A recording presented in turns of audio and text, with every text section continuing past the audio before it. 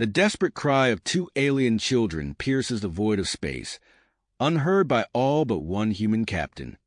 As the USS Horizon cuts through the starlit expanse, Captain Kyle Rogers detects a faint distress signal. His decision to investigate will thrust him into a crisis that could ignite an interstellar war. 3 days earlier, the Andromedan colony ship erupts in flames. Daphne, 12, grabs her 8-year-old sister Zara's hand and races through chaos. Explosions rock the vessel as Centaurian forces unleash their merciless assault. The girls reach an escape pod moments before their parents perish in a violent blast. The damaged pod drifts helplessly, its occupants fading. Life support fails. Oxygen depletes. Hope vanishes until the USS Horizon appears. Captain Kyle Rogers, 35, former Earth Defense Force officer, now independent trader, faces a choice. Standing orders forbid contact with alien refugees. But the pod scan reveals 2 critical life signs: children. Kyle's hand hovers over the comms. Memories flood back. His own family, lost to an alien attack years ago.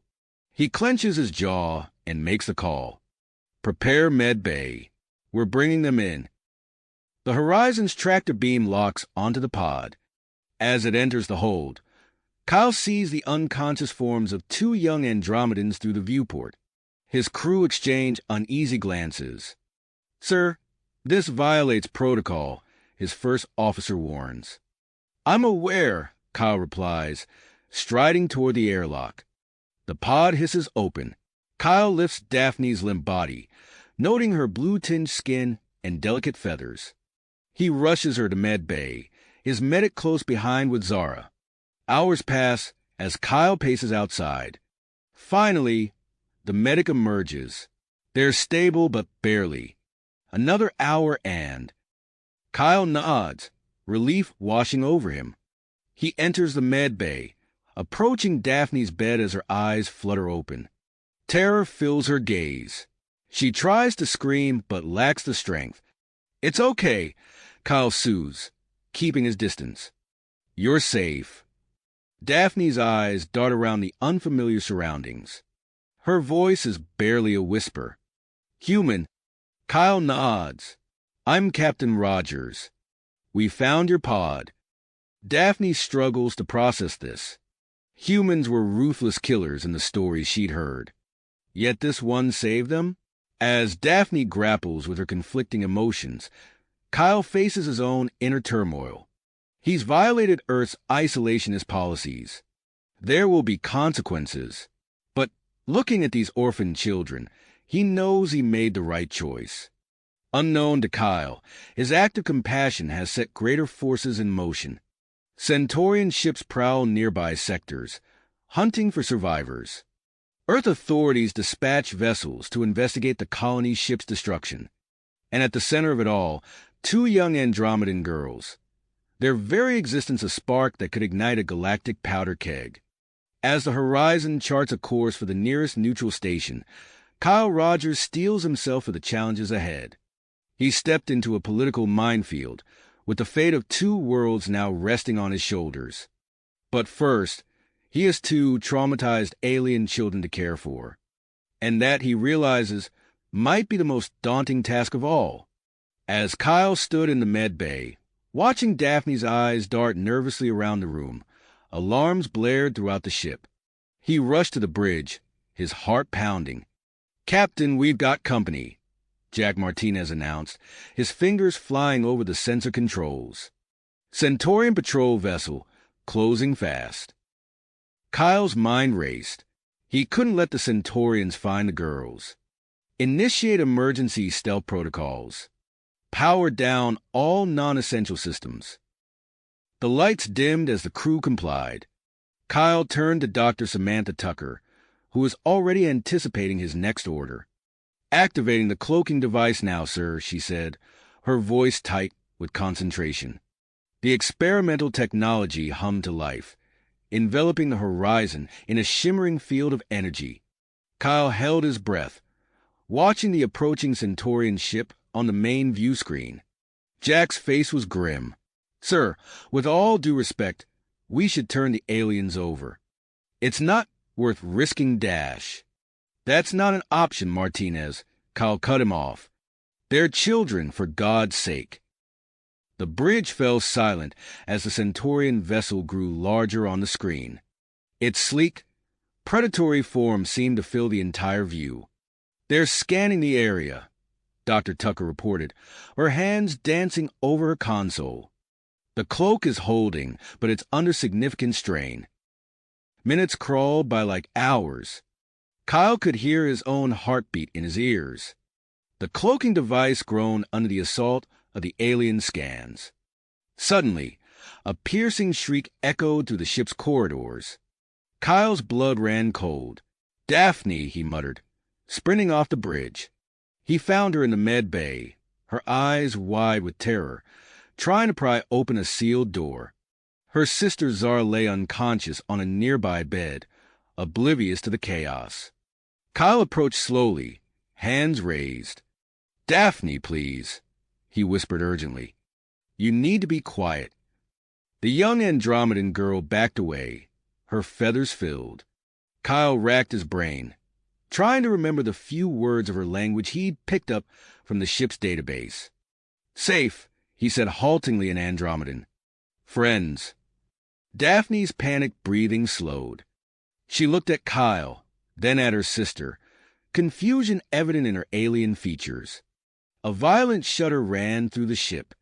Kyle's calm crackled to life. "Captain," Dr. Tucker's voice was strained. "The cloak is failing. We can't take much more of this." Kyle led Daphne back to her bed, gesturing for her to stay put. He rushed back to the bridge, his mind whirling with potential scenarios, each worse than the last. As he entered, he saw the Centaurian ship beginning to move away on the monitor. A collective sigh of relief swept through the bridge. Their relief was short-lived. Sparks erupted from multiple consoles, and the lights flickered ominously. "Status report," Kyle barked.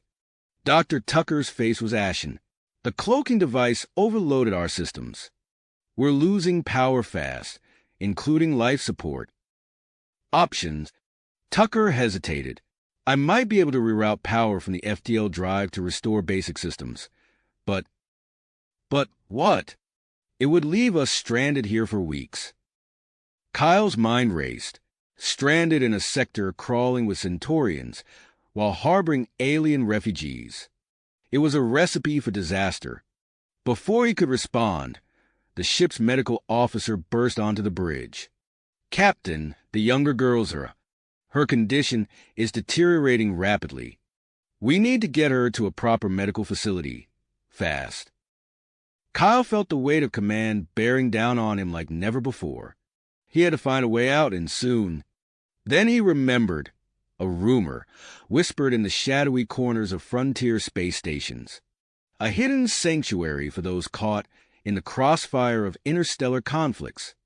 "Tucker," he said, his voice steady despite the chaos around him, "I need you to pull up every scrap of data we have on something called Sanctuary. It's our only shot." As the engineer set to work, new alerts flashed across the main screen. Jack's face paled as he read the incoming data.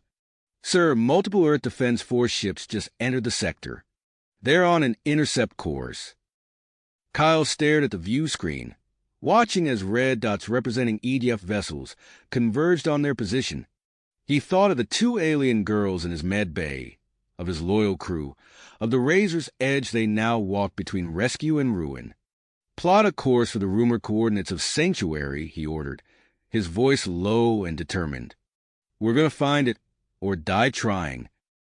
As the horizon limped through space, its systems failing and threats closing in from all sides, Kyle Rogers knew that the real test of his captaincy was just beginning. As the horizon limped through space, Kyle's mind raced with possible solutions. The ship's systems continued to fail, one by one, like dying stars in a collapsing universe. He could almost feel the cold tendrils of space creeping in as life support struggled to maintain a breathable atmosphere. "Tucker, status report," Kyle called out, his voice tight with tension. Dr. Samantha Tucker's fingers flew over her console, her brow furrowed in concentration. "It's not good, Captain. We're running on emergency reserves. At this rate, we have maybe 6 hours of life support left." Kyle's mind focused. 6 hours! It wasn't nearly enough time to reach any safe harbor, let alone the mysterious sanctuary they sought. A piercing alarm cut through the air, its shrill cry adding to the cacophony of failing systems. Kyle sprinted towards a med bay, his heart pounding in his chest. He burst through the doors to find Dr. Eliza Chun bent over Zara's bed, her face a mask of concern. "Her vitals are crashing," Dr. Chun reported, her voice strained. "The human medications aren't compatible with her physiology. We need proper Andromedan medical supplies, or we'll lose her." Daphne stood in the corner, her alien features contorted with fear and confusion. She chirped something in her native language, her feathers trembling. Kyle approached her slowly, kneeling to meet her eyes. "We're doing everything we can," he said softly, hoping his tone would convey what his words couldn't. Returning to the bridge, Kyle found himself faced with an impossible choice. They were out of options, out of time, and nearly out of hope. His eyes fell on the old, mothballed distress beacon gathering dust in the corner of the command center. "Tucker," he said, his voice barely above a whisper. "Power up the emergency beacon." Dr. Tucker's eyes widened. "Sir, that could alert every hostile force in the sector to our position." "I know," Kyle replied, his voice heavy with the weight of command. "But it's our only shot at finding sanctuary. And right now, it's the only chance those girls have." As the beacon hummed to life, broadcasting their desperate plea across multiple frequencies, Kyle felt as if he'd just lit a signal fire in shark-infested waters. Now, all they could do was wait and hope that the right ears heard their call. Hours crawled by, each minute an eternity of tension and failing systems. The bridge crew worked tirelessly, rerouting power and patching critical systems with makeshift solutions that seemed to fray as quickly as they were implemented. Suddenly, the long-range sensors lit up. "Captain," Jack called out, his voice a mix of relief and apprehension. "We've got a ship approaching at high speed." Kyle leaned forward, studying the readout. "Can you identify it?"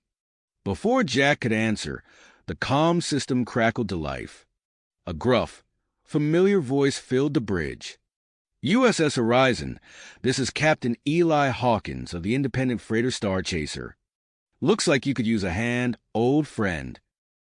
A wave of relief washed over Kyle, quickly followed by a surge of wariness. Eli Hawkins was indeed an old acquaintance, but their history was complicated. The man was known throughout the sector as a smuggler with connections in every shadowy corner of space. "Eli," Kyle responded, keeping his voice neutral. "Your timing is impeccable.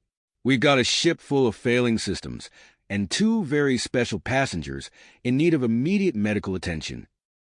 There was a pause on the other end of the comm. When Eli spoke again, his voice was low and cautious. "Special passengers, huh? You always did have a knack for finding trouble, Kyle. What kind of mess have you gotten yourself into this time?" Kyle took a deep breath. This was a moment of truth. The kind that could reshape the balance of power in this sector. "Eli, I've got 2 Andromedan children on board, survivors of a Centaurian attack." The silence that followed seemed to stretch for an eternity. Kyle could almost hear the gears turning in Eli's head, weighing the enormous risk against potential reward. Finally, Eli's voice crackled through the calm once more. "Well, well, you certainly don't do things by half measures, do you, Kyle? All right, I'm coming alongside, but this isn't a charity operation. What's in it for me and my crew?" Kyle's mind raced. What could he offer that would be worth the risk Eli would be taking? Then it hit him. "The colony ship," he said quickly. "Before it was destroyed, we managed to salvage some advanced Andromedan tech. Help us get to Sanctuary, and I'll split it with you. 50-50. Another pause, shorter this time. Make it 60-40, and you've got a deal. Plus, I get to hear the full story of how Captain Kyle Rogers, former Golden Boy of the Earth Defense Force, ended up harboring alien fugitives. Deal, Kyle said without hesitation. Now get over here and help us before this ship falls apart around our ears. As the Star Chaser maneuvered into position to dock with the Horizon, Kyle allowed himself a moment of cautious optimism. They weren't out of danger yet, not by a long shot. But for the first time since this wild journey began, he felt a glimmer of hope. Little did he know that even as salvation approached, new challenges were brewing within his own crew. In the communications room, Jack Martinez hunched over a console, his fingers flying across the keys as he composed an encrypted message to the Earth Defense Force patrols. His face was set in iron will, convinced that he was doing the right thing for the safety of the crew and humanity as a whole. As Kyle prepared to welcome Eli and his team aboard, the stage was set for a complex dance of trust, betrayal, and desperate gambles. The fate of two young Andromedan girls hung in the balance, along with the potential for a conflict that could engulf the entire sector in flames. As Kyle prepared to welcome Eli and his team aboard, the Star Chaser smoothly docked with the Horizon. The airlock hissed open, revealing Eli Hawkins, a rugged man with a salt-and-pepper beard and eyes that had seen more than their fair share of trouble. Well, Kyle," Eli drawled, stepping onto the Horizon. "When you said you had special passengers, I didn't expect this." His gaze swept over the chaos of the failing ship. Kyle nodded grimly. "We need to move fast. The EDF could be here any minute." As Eli's crew began transferring essential equipment and the Andromedan girls to the Star Chaser, Kyle couldn't shake the feeling that something was off. He caught Jack's eye across the bridge, noting the communications officer's tense posture and averted gaze. With Zara carefully secured in the Star Chaser's medbay and Daphne by her side, Kyle gave the order to disengage. As the ships separated, an ominous rumble shook the Horizon. "What the dash," Kyle began, but his words were cut short by a deafening explosion. The Horizon erupted into a blinding fireball, the force of the blast sending the Star Chaser tumbling. Eli's expert piloting kept them from being torn apart, but the shockwave rocked the ship violently. "Status report," Kyle shouted, pulling himself up from the deck. Dr. Tucker's voice crackled over the comm. "It's an EMP, Captain. The Horizon's self-destruct sequence must have been triggered." Kyle's mind raced. How could this have happened? Then it hit him, Jack. The communications officer must have set this in motion, believing he was doing the right thing. As the Star Chaser systems came back online, long-range sensors showed the pursuing Earth Defense Force and Centaurian vessels temporarily disabled by the electromagnetic pulse. "Eli, we need to move," Kyle urged. "Set a course for the Scylla Nebula." Eli's eyebrows shot up. "The Scylla? You're either braver or crazier than I remember, Kyle." Despite his reservations, Eli punched in the coordinates. The Star Chaser's engines roared to life, propelling them towards the treacherous expanse of the nebula.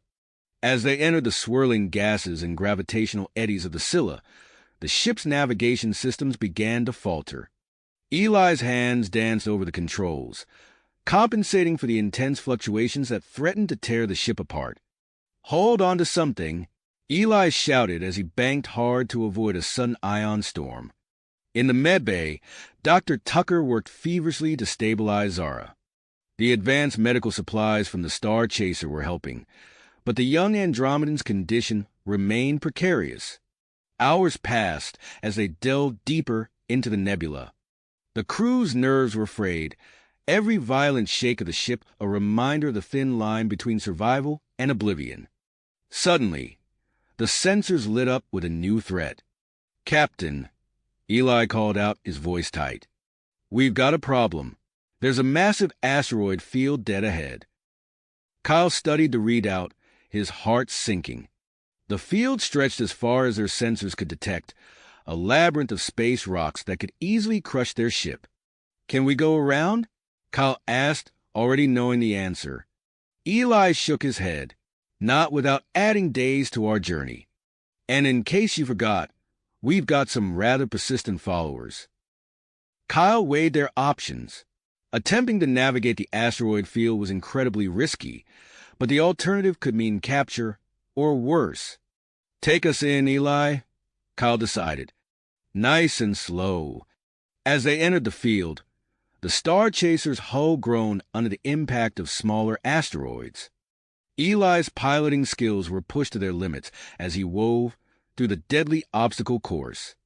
In the medbay, Dr. Tucker braced herself against the wall, trying to keep Zara stable as the ship shuddered and lurched. Daphne chirped nervously, her feathers puffed out in fear. After what felt like an eternity, they emerged from the other side of the field. The Star Chaser was battered but intact. As the crew caught their breath, a faint energy signature appeared on their sensors.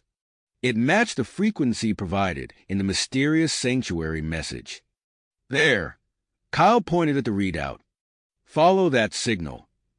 As they approached the source, a massive hollowed-out asteroid came into view. Before they could react, a powerful tractor beam seized the Star Chaser, pulling them into a concealed docking bay. The bay was filled with an eclectic mix of ships, some clearly of Earth origin, others unmistakably alien. As the Star Chaser's airlock opened, they were greeted by a group of armed individuals led by an imposing figure.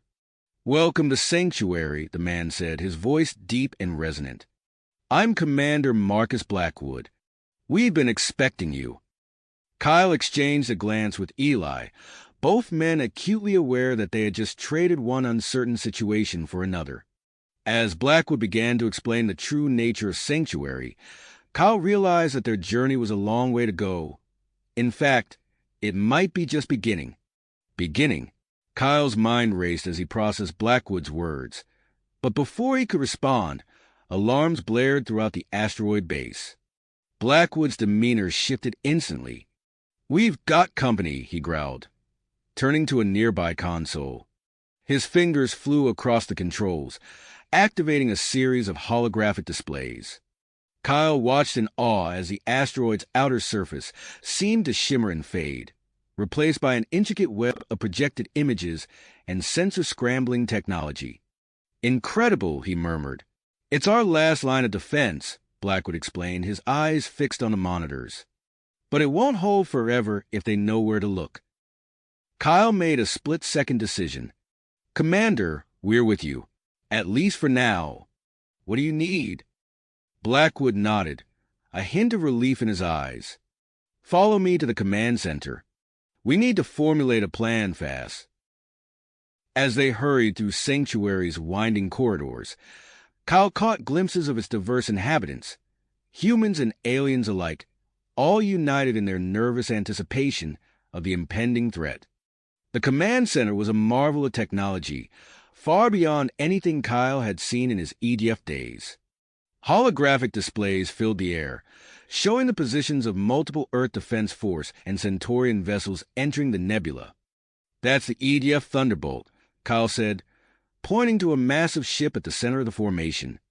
"Fleet Admiral Grayson's flagship. If he's here personally, this is bigger than we thought." Eli whistled low. "Those are some serious firepower, old friend. Any ideas?" Kyle studied the search patterns displayed on the holograms, his tactical mind working overtime. "They're sweeping the nebula systematically, but we might be able to use that to our advantage." He turned to Blackwood. "Commander, what kind of stealth tech does Sanctuary have?" Blackwood's eyes narrowed. "Some of the most advanced in the galaxy." "Why?" Kyle grinned. "Because I think I know how we can buy us some time." As Kyle outlined his plan to create false sensor readings throughout the nebula, Dr. Tucker burst into the command center, her face flushed with excitement. "Captain, we've made a breakthrough with Zara's treatment," she said breathlessly. "But we need a rare mineral found only on certain asteroids in this nebula." Kyle exchanged a look with Eli. "Looks like we've got a two-birds-one-stone situation here," Eli said with a smirk. "I'll go," Kyle said firmly. "Eli, you with me?" The smuggler captain clapped Kyle on the shoulder. Wouldn't miss it for the world. As they prepared for their mission, Kyle couldn't shake a nagging feeling. He pulled Blackwood aside. "Keep an eye on Jack Martinez. Something doesn't feel right." Blackwood nodded grimly. "Already on it."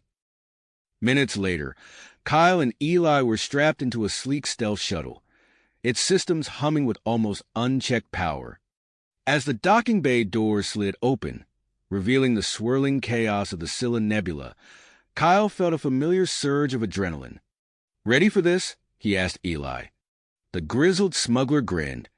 "Born ready. Let's show these bastards what we're made of." With a burst of silent propulsion, the shuttle shot out into the nebula. Kyle's hands danced over the controls, weaving between gravitational eddies and ionized gas pockets. They deployed decoy devices at strategic points, each one designed to mimic the Star Chaser's energy signature.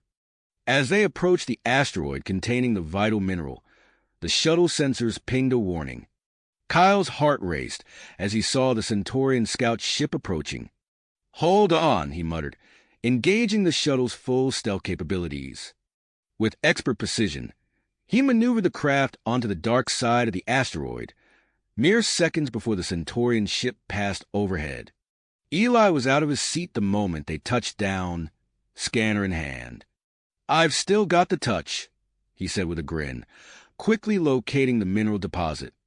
As Eli worked to extract the precious resource, Kyle kept a wary eye on their surroundings. Suddenly, a massive energy surge rocked the shuttle, nearly knocking them off their feet. "What the hell was that?" Eli shouted, clutching the container of extracted minerals. Kyle's eyes widened as he checked the shuttle's readouts. Some kind of energy pulse from the nebula's core. It's knocked out power to all the ships in the area. Eli's face split into a wide grin. "Well, ain't that convenient? Looks like we've got our window, Captain." They wasted no time, racing back to the shuttle and powering up its systems. As they lifted off, Kyle could see the EDF and Centaurian ships drifting helplessly in the distance. But their elation was short-lived. As they approached Sanctuary, Kyle noticed the asteroid's defenses flickering erratically. The surge affected Sanctuary, too, he realized with growing dread. "We need to get back before those fleets regain power, or this whole place is going to light up like a beacon." As they pushed the shuttle to its limits, racing against time and the slowly recovering enemy fleets, Kyle knew that the next few hours would determine not just Zara's fate, but the future of Sanctuary and possibly the entire sector. The stealth shuttle streaked through the nebula, carrying with it the hopes of an entire hidden world, and the lives of two young Andromedans who had already lost so much. Kyle gripped the controls tightly, his mind racing with possibilities and contingencies.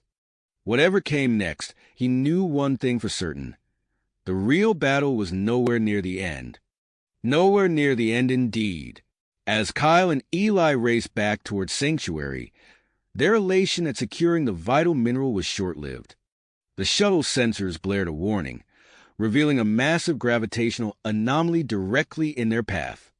"What in the name of—" Eli started, his eyes widening at the swirling vortex of debris and radiation blocking their route.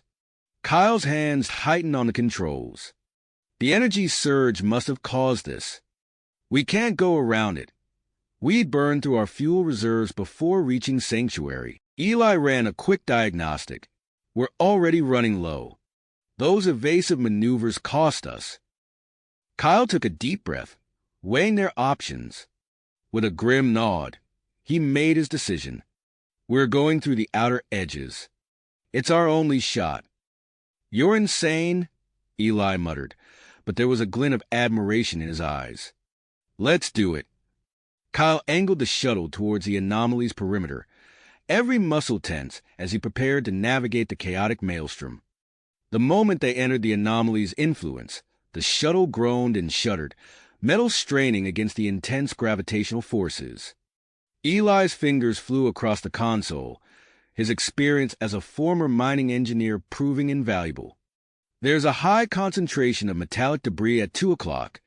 Veer left. Kyle complied, narrowly avoiding a cluster of jagged fragments. Good catch. Keep it coming. For what felt like hours but was mere minutes, they wove through the swirling chaos. Kyle's world narrowed to Eli's rapid-fire directions and the viewport before him, his entire being focused on keeping them alive. With a final, wrenching turn, they burst free of the anomaly's grasp. Both men sagged in relief, but their respite was brief. Warning lights flashed across the console as systems began to fail. "Power's dropping fast," Eli reported, his voice tense. "Life support's on emergency reserves." Kyle nodded grimly. "We'll make it. We have to." Back at Sanctuary, Commander Blackwood and Dr. Tucker worked frantically to prepare for the shuttle's return. The energy surge's effects lingered, causing systems throughout the base to malfunction. "The cloaking field is fluctuating," a technician called out. "We're at risk of exposure." Blackwood cursed under his breath. "Redirect power from non-essential systems. We need to maintain that cloak at all costs." Dr. Tucker looked up from her preparations, worry etched on her face. "Commander, if we lose power to the medical bay—" "We won't," Blackwood assured her, though uncertainty gnawed at him. "We can't." Suddenly, Jack Martinez burst into the command center. "Sir, I think I can help." Blackwood raised an eyebrow. "What changed your mind?" "I've seen what this place really is," Jack replied. "Let me put my military experience to use. We need to fortify our defenses." Blackwood studied him for a moment, then nodded. "Get to work." As Martinez coordinated with the security team, implementing emergency protocols and reinforcing weak points, Kyle and Eli's battered shuttle finally appeared on Sanctuary's long-range sensors. "They made it," Dr. Tucker breathed, relief evident in her voice. But their ordeal wasn't over. As the shuttle approached, the base's tractor beam sputtered and died. "Damage from the surge," Blackwood growled. "They'll have to dock manually." Kyle's face was a mask of concentration as he guided the failing shuttle towards the narrow docking bay. With power systems barely functional and minimal control, he relied on instinct and years of experience. The shuttle scraped against the bay walls, metal shrieking as it peeled away. But with a final, desperate maneuver, Kyle brought them to a jarring stop inside the hangar. Eli grinned weakly. "Remind me never to doubt your flying again." They wasted no time. Clutching the precious container of minerals, they sprinted towards the medical bay. Dr. Tucker and her team were ready, immediately beginning the delicate process of synthesizing the treatment for Zara. Kyle watched anxiously as the doctors worked, acutely aware of the malfunctioning equipment around them. Daphne refused to leave her sister's side, her presence seeming to have a tangible effect on Zara's condition. Slowly, agonizingly, Zara's vital signs began to stabilize. A collective sigh of relief rippled through the room. But their moment of triumph was short-lived. Blackwood's voice crackled over the intercom, tension evident in every word. "Multiple ships have broken off from the main search parties. They're heading straight for us." Kyle's mind raced. With Sanctuary's defenses compromised and evacuation impossible, they needed a new strategy and fast. An idea began to form, bold and desperate. Kyle turned to Blackwood, his eyes gleaming with dedication. "Commander, I think I know how we can turn this around, but it's going to take every trick we've got." As Kyle outlined his audacious plan, the tension in the room was palpable. It was a gamble, but with the enemy closing in and their options dwindling, it might be their only chance. "It's crazy," Eli said, shaking his head. Then he grinned. "I love it." With barely an hour before the first ships would arrive, they sprang into action. Every available hand was put to work repairing critical systems, programming the remaining decoy devices, and preparing for potential combat. As Kyle coordinated the efforts, he caught a glimpse of Zara, still unconscious but stable. In that moment, he knew that failure wasn't an option. Too much was at stake, not just for Sanctuary, but for the future of human-alien relations and the balance of power in the galaxy. The clock ticked relentlessly onwards as they worked, the enemy drawing ever closer. Kyle could feel the weight of countless lives resting on his shoulders. But as he looked around at the determined faces of his unlikely crew, Eli, Blackwood, Dr. Tucker, even the reformed Jack Martinez, he felt a surge of hope. Whatever happened next, they would face it together. Together. As Kyle finished outlining his audacious plan, a spark of commitment ignited in the eyes of those gathered around him. "It's risky," Blackwood said, his brow furrowed in concentration, "but it just might work." Without wasting another moment, the team sprang into action. Kyle and Eli hunched over a console, their fingers flying across the holographic interface as they programmed the remaining decoy devices. Years of smuggling experience came in handy as they crafted convincing ship signatures for their phantom fleet. "We'll need to vary the designs," Eli muttered, his eyes never leaving the screen. "Make them look like they're from different civilizations." Kyle nodded, adding subtle variations to each holographic vessel. "Good thinking. The more diverse, the more believable." Across the room, Dr. Tucker worked feverishly to recalibrate Sanctuary's sensor array. Her medical expertise translated surprisingly well to the task of amplifying false signals. "If we modulate the frequency just so," she murmured, making a minute adjustment, "we can create the illusion of mass without triggering their proximity alarms." Jack Martinez, the former skeptic turned ally, pored over tactical displays. His military background proved invaluable as he devised realistic fleet formations for their holographic armada. "We'll position the larger ships here and here," he said, indicating key points on the three-dimensional map. "It'll look like they're protecting something valuable." As the minutes ticked by, tension mounted in the command center. Blackwood's voice cut through the hum of activity. "Enemy ships approaching. 5 minutes until they're in range." Kyle took a deep breath, steeling himself for what was to come. "All right, people, this is it. Let's give them a show they won't forget." With a nod from Blackwood, Kyle activated the elaborate ruse. The air around Sanctuary shimmered as hundreds of holographic vessels materialized, seemingly emerging from hidden docks within the asteroid. The Phantom Fleet was a sight to behold, a mix of sleek cruisers, bulky freighters, and angular warships, all bearing designs unfamiliar to both Earth and Centaurian forces. On the main view screen, they watched as the approaching Earth and Centaurian ships ground to a halt.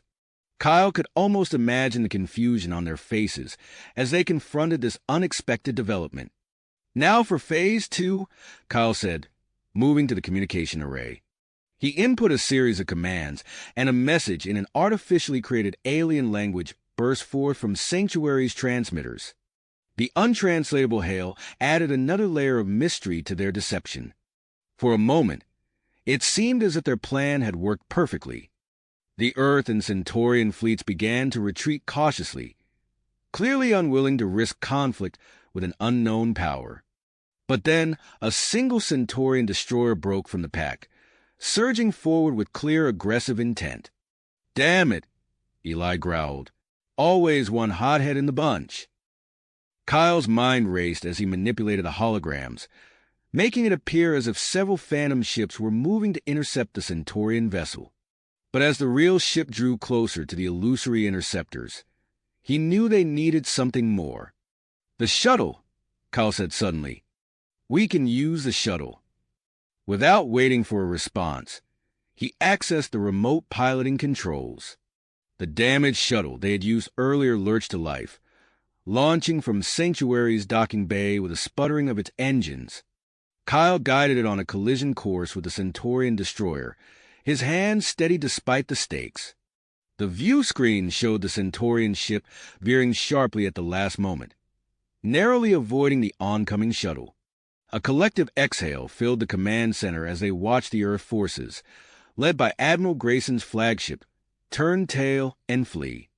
As the last of the enemy's ships disappeared from their sensors, Kyle sagged against the console. The adrenaline that had been coursing through his veins began to ebb, leaving him feeling drained but triumphant.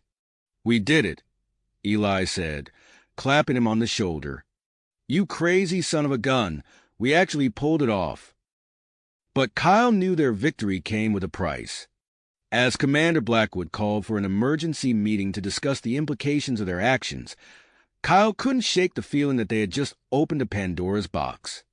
The secret of Sanctuary's existence, once so carefully guarded, now seemed more precarious than ever. As the team gathered to grapple with the consequences of creating the illusion of a new alien power, Kyle's thoughts turned to Zara and Daphne.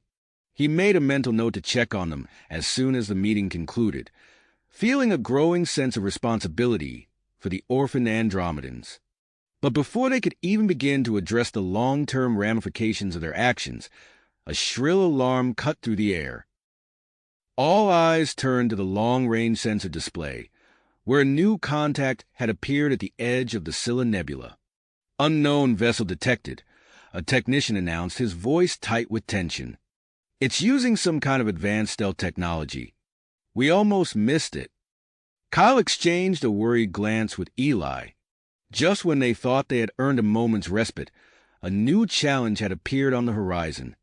As the unidentified ship crept closer, Kyle knew that their ordeal was just the beginning. The defense of Sanctuary, and perhaps the fate of human-alien relations, hung in the balance once more. The defense of Sanctuary, and perhaps the fate of human-alien relations, hung in the balance once again. "What's its trajectory?" Kyle demanded, leaning over the sensor display. The technician's fingers flew across the holographic interface. "It's on a direct course for Sanctuary, Sir. ETA 12 minutes. Commander Blackwood's face hardened. "Shut down the holographic fleet. We can't risk drawing more attention." As the Phantom Armada flickered out of existence, Kyle felt a knot form in his stomach. They had barely survived their last encounter, and now this new threat loomed on the horizon. "All hands, prepare for potential hostilities," Blackwood's voice rang out over the intercom. "This is not a drill." Kyle exchanged a grim look with Eli. "We should gear up," he said, already moving towards the armory. Jack Martinez fell into step beside them. "I'll coordinate our defensive positions." As they hurried through Sanctuary's corridors, Kyle's mind raced. The base's systems were still recovering from the energy surge, leaving them vulnerable. He hoped Dr. Tucker had managed to stabilize Zara's condition. They might need to evacuate at a moment's notice. In the armory, they quickly donned protective gear and selected non-lethal weapons. Kyle hefted a pulse rifle, its familiar weight offering little comfort against the unknown threat they faced. "What do you think it is?" Eli asked, checking the charge on his stun pistol. Kyle shook his head. "Your guess is as good as mine. But whatever it is, it's got tech we've never seen before." They made their way to the main airlock, taking up defensive positions alongside a handful of Sanctuary security personnel. The minutes ticked by with agonizing slowness. Suddenly, Blackwood's voice crackled over their comms. "The ship's initiating docking procedures. It's overriding our security protocols like they're not even there." Kyle's grip tightened on his weapon. How is that possible? Before anyone could respond, a series of mechanical whirs and clicks signaled the airlock was cycling open. Kyle's heart pounded in his chest as he aimed his rifle at the opening door. A figure emerged from the mist of equalizing atmospheres. Kyle blinked, unsure if his eyes were playing tricks on him. The being before them was unlike anything he had ever encountered, tall and lithe, with skin that seemed to shimmer with an inner light. Bioluminescent patterns danced across its translucent form. "Hold your fire," Kyle whispered, lowering his weapon slightly. The alien's voice filled the air, resonant and melodious. "I am Ambassador ZYNXA of the Galactic Conclave. We come in peace." A collective murmur of surprise rippled through the defenders. Kyle stepped forward, keeping his movements slow and non-threatening. "I'm Kyle Chun. What is this Galactic Conclave? And why are you here?" ZYNXA's luminous eyes seemed to bore into Kyle. "We are an organization dedicated to maintaining balance among spacefaring civilizations. Your recent display caught our attention." Kyle's mind reeled. Their holographic ruse had worked too well, it seemed. Commander Blackwood's voice came over the comms. "Mr. Chun, escort our guest to the command center. We need to talk." As they made their way through Sanctuary's halls, Kyle couldn't shake the feeling that everything was about to change. Again, in the command center, Ambassador ZYNXA explained the Conclave's offer, protection in exchange for becoming a neutral diplomatic zone. Kyle listened intently, his mind already racing with the implications. "Commander," Kyle said, turning to Blackwood, "this could be the solution we've been looking for. But we can't lose sight of our primary mission." Blackwood nodded, his expression thoughtful. "Agreed. Ambassador, we're interested in your offer, but we have conditions of our own." As they negotiated, alarms blared to life. The technician's voice was tense. "Multiple Earth and Centaurian ships entering the nebula, sir." Kyle's heart raced. They were out of time. Ambassador ZYNXA stepped forward, their form pulsing with increased luminescence. "If you accept our terms, we can shield you from detection immediately."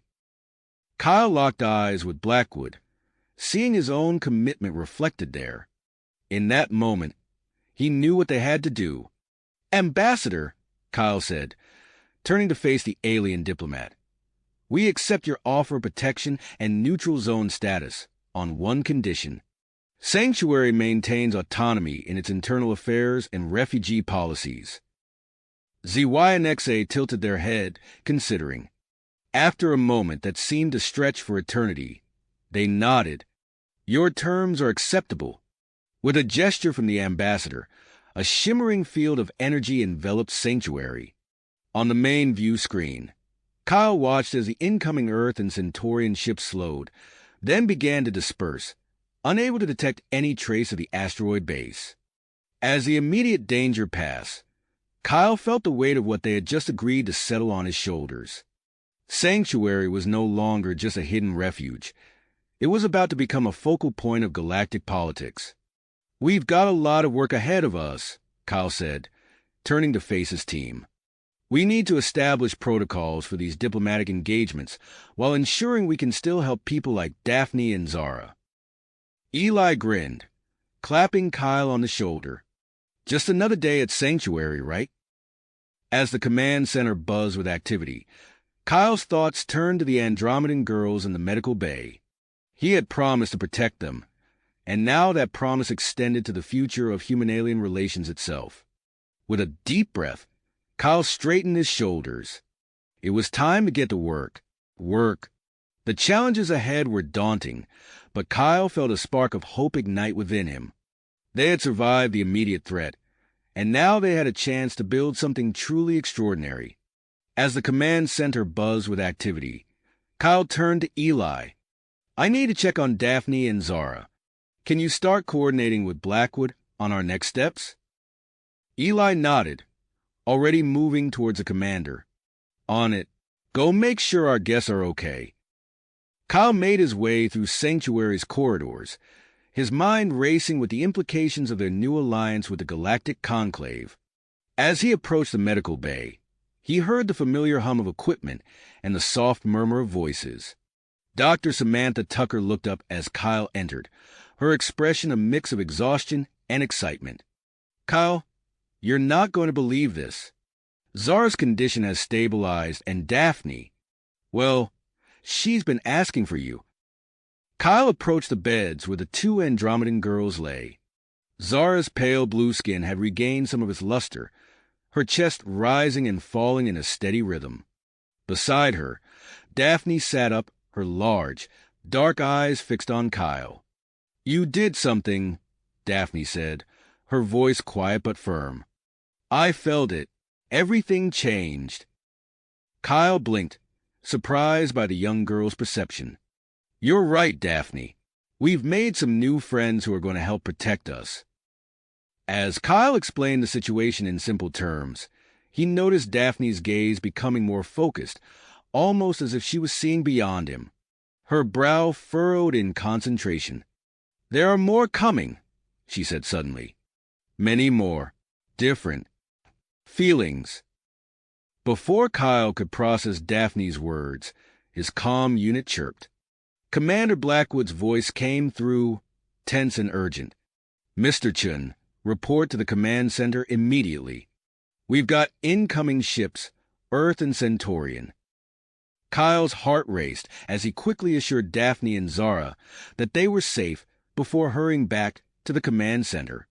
As he entered, he was met with a flurry of activity. "Status report," he called out, moving to stand beside Blackwood at the main console. The commander's face was grim. 2 fleets on approach. Earth Defense Force, led by Admiral Grayson himself, and a Centaurian battle group under High Commander Zexlor. Kyle's mind reeled. How did they find us? "They didn't," a melodious voice interjected. Kyle turned to see Ambassador ZYNXA, their bioluminescent form pulsing gently.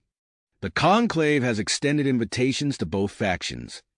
Sanctuary's first test as a neutral diplomatic zone begins now." As if on cue, a new alarm sounded. A technician called out, "Sir, long-range sensors are picking up another ship. It's Andromedan." Kyle exchanged a look with Blackwood. The commander nodded, understanding passing between them. "Looks like we're about to host a summit we never planned for," Blackwood said. "We need to prepare," Kyle said, his mind already racing through the logistics. Living quarters, security protocols, communication systems, everything needs to be ready. Ambassador ZYNXA stepped forward. "The Conclave will assist.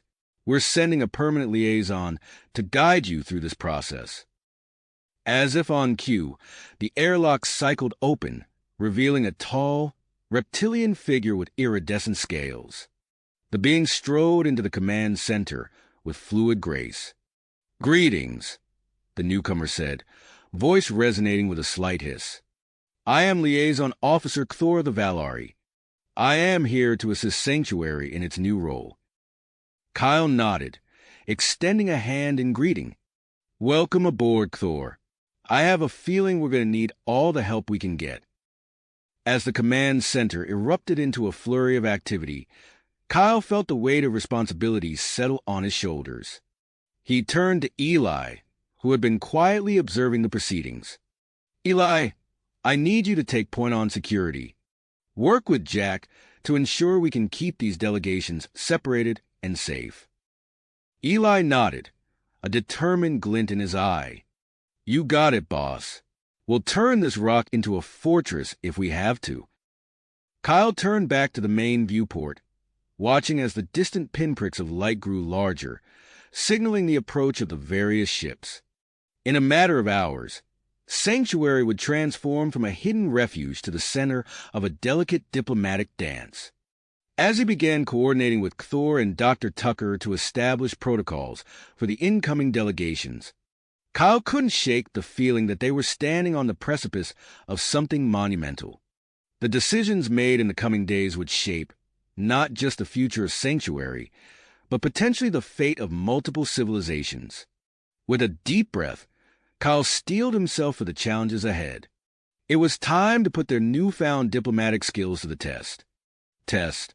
The arrival of Earth, Centaurian, and Andromedan delegations transformed Sanctuary from a hidden refuge into a crucible of interstellar diplomacy. Kyle stood at the center of the command center, surrounded by a cacophony of voices and the constant hum of activity. Admiral Victor Grayson of the Earth Defense Force, his weathered face set in a perpetual scowl, was engaged in a heated exchange with High Commander Zexlor, the Centaurian leader's mandibles clicking in agitation. "Your incursions into the Rigel sector are a clear violation of the Orion Accords," Grayson growled, his fist slamming down on the conference table. Zexlor's compound eyes flashed with indignation. "Those accords are outdated and do not account for the changing realities of our galactic neighborhood." Before Kyle could intervene, a new voice cut through the tension. "Perhaps it is time we all reassessed our positions in light of recent events." Admiral Zyracole of the Andromedan fleet glided into the room, her translucent form shimmering with bioluminescent patterns. The arrival of the Andromedan delegation had added another layer of complexity to the already volatile situation. Kyle exchanged a glance with Commander Blackwood, both acutely aware of the powder keg they were sitting on. As the arguments intensified, Kyle felt a sudden shift in the air. A wave of something washed over him, leaving him momentarily disoriented. He looked around, noticing similar expressions of confusion on the faces of the assembled diplomats and military leaders. "What was that?" Grayson demanded, his voice lacking its usual edge. Before anyone could respond, Dr. Tucker burst into the room, her eyes wide. "Kyle, it's Daphne, her empathic abilities. They've manifested in a way we never anticipated." Kyle's mind raced, connecting the dots. The wave of energy, the sudden change in the room's atmosphere, it all made sense. He turned to the assembled leaders, their faces a mix of confusion and dawning realization. "Ladies and gentlemen," Kyle said, his voice steady despite the adrenaline coursing through him, "I believe we've just experienced a taste of what true understanding feels like. Daphne, the young Andromedan girl we rescued, has the ability to project emotions. What you're feeling right now is a shared empathic experience." The room fell silent as the implications sank in. Kyle watched as hardened military leaders and seasoned diplomats grapple with the unfamiliar sensation of truly understanding their counterparts' perspectives. Seizing the moment, Kyle pressed on. "I propose we include Daphne in our negotiations as a neutral mediator. Her abilities could be the key to breaking through our impasses and finding common ground." The suggestion was met with a mix of skepticism and cautious interest. As the diplomats debated the merits of Kyle's proposal, Eli burst into the room, his face flushed with excitement and urgency. "Kyle, Commander, I've got something you need to see," Eli said, his voice low but intense. "It's about the attack on the Andromedan colony ship." Before Eli could elaborate, alarms blared to life. The main view screen flickered, showing a swarm of unidentified vessels materializing from seemingly nowhere. "Multiple contacts," a technician shouted. "They've bypassed the Conclave's protective field." The command center erupted into chaos as the reality of their situation sank in. They were under attack. Kyle's mind raced, assessing their options. He turned to the assembled leaders, their earlier animosity forgotten in the face of a common threat. "Admiral Grayson, High Commander Zexlor, Admiral Zyracole," Kyle said, his voice cutting through the din. "We need to coordinate our defenses. Whatever our differences, right now, we're all that stands between these attackers and the destruction of Sanctuary." The military leaders exchanged glances, years of distrust warring with the immediate need for cooperation. Finally, Admiral Grayson nodded. "Agreed. What's your plan, Chin?" Kyle quickly outlined a strategy, integrating the unique capabilities of each species' ships with Sanctuary's own defensive systems. As the plan took shape, Kyle couldn't help but marvel at how quickly former adversaries had become allies in the face of a common enemy. Eli's voice cut through Kyle's thoughts. "Kyle, we need to talk. The attack on the Andromedan ship, these new hostiles, they're connected. There's a group called the Nexus Syndicate behind all this." Kyle's eyes widened as Eli quickly briefed him on his findings. The pieces were falling into place, revealing a conspiracy that spanned multiple species and threatened the stability of the entire sector. As the first volleys of enemy fire rocked Sanctuary, Kyle knew they were facing a turning point.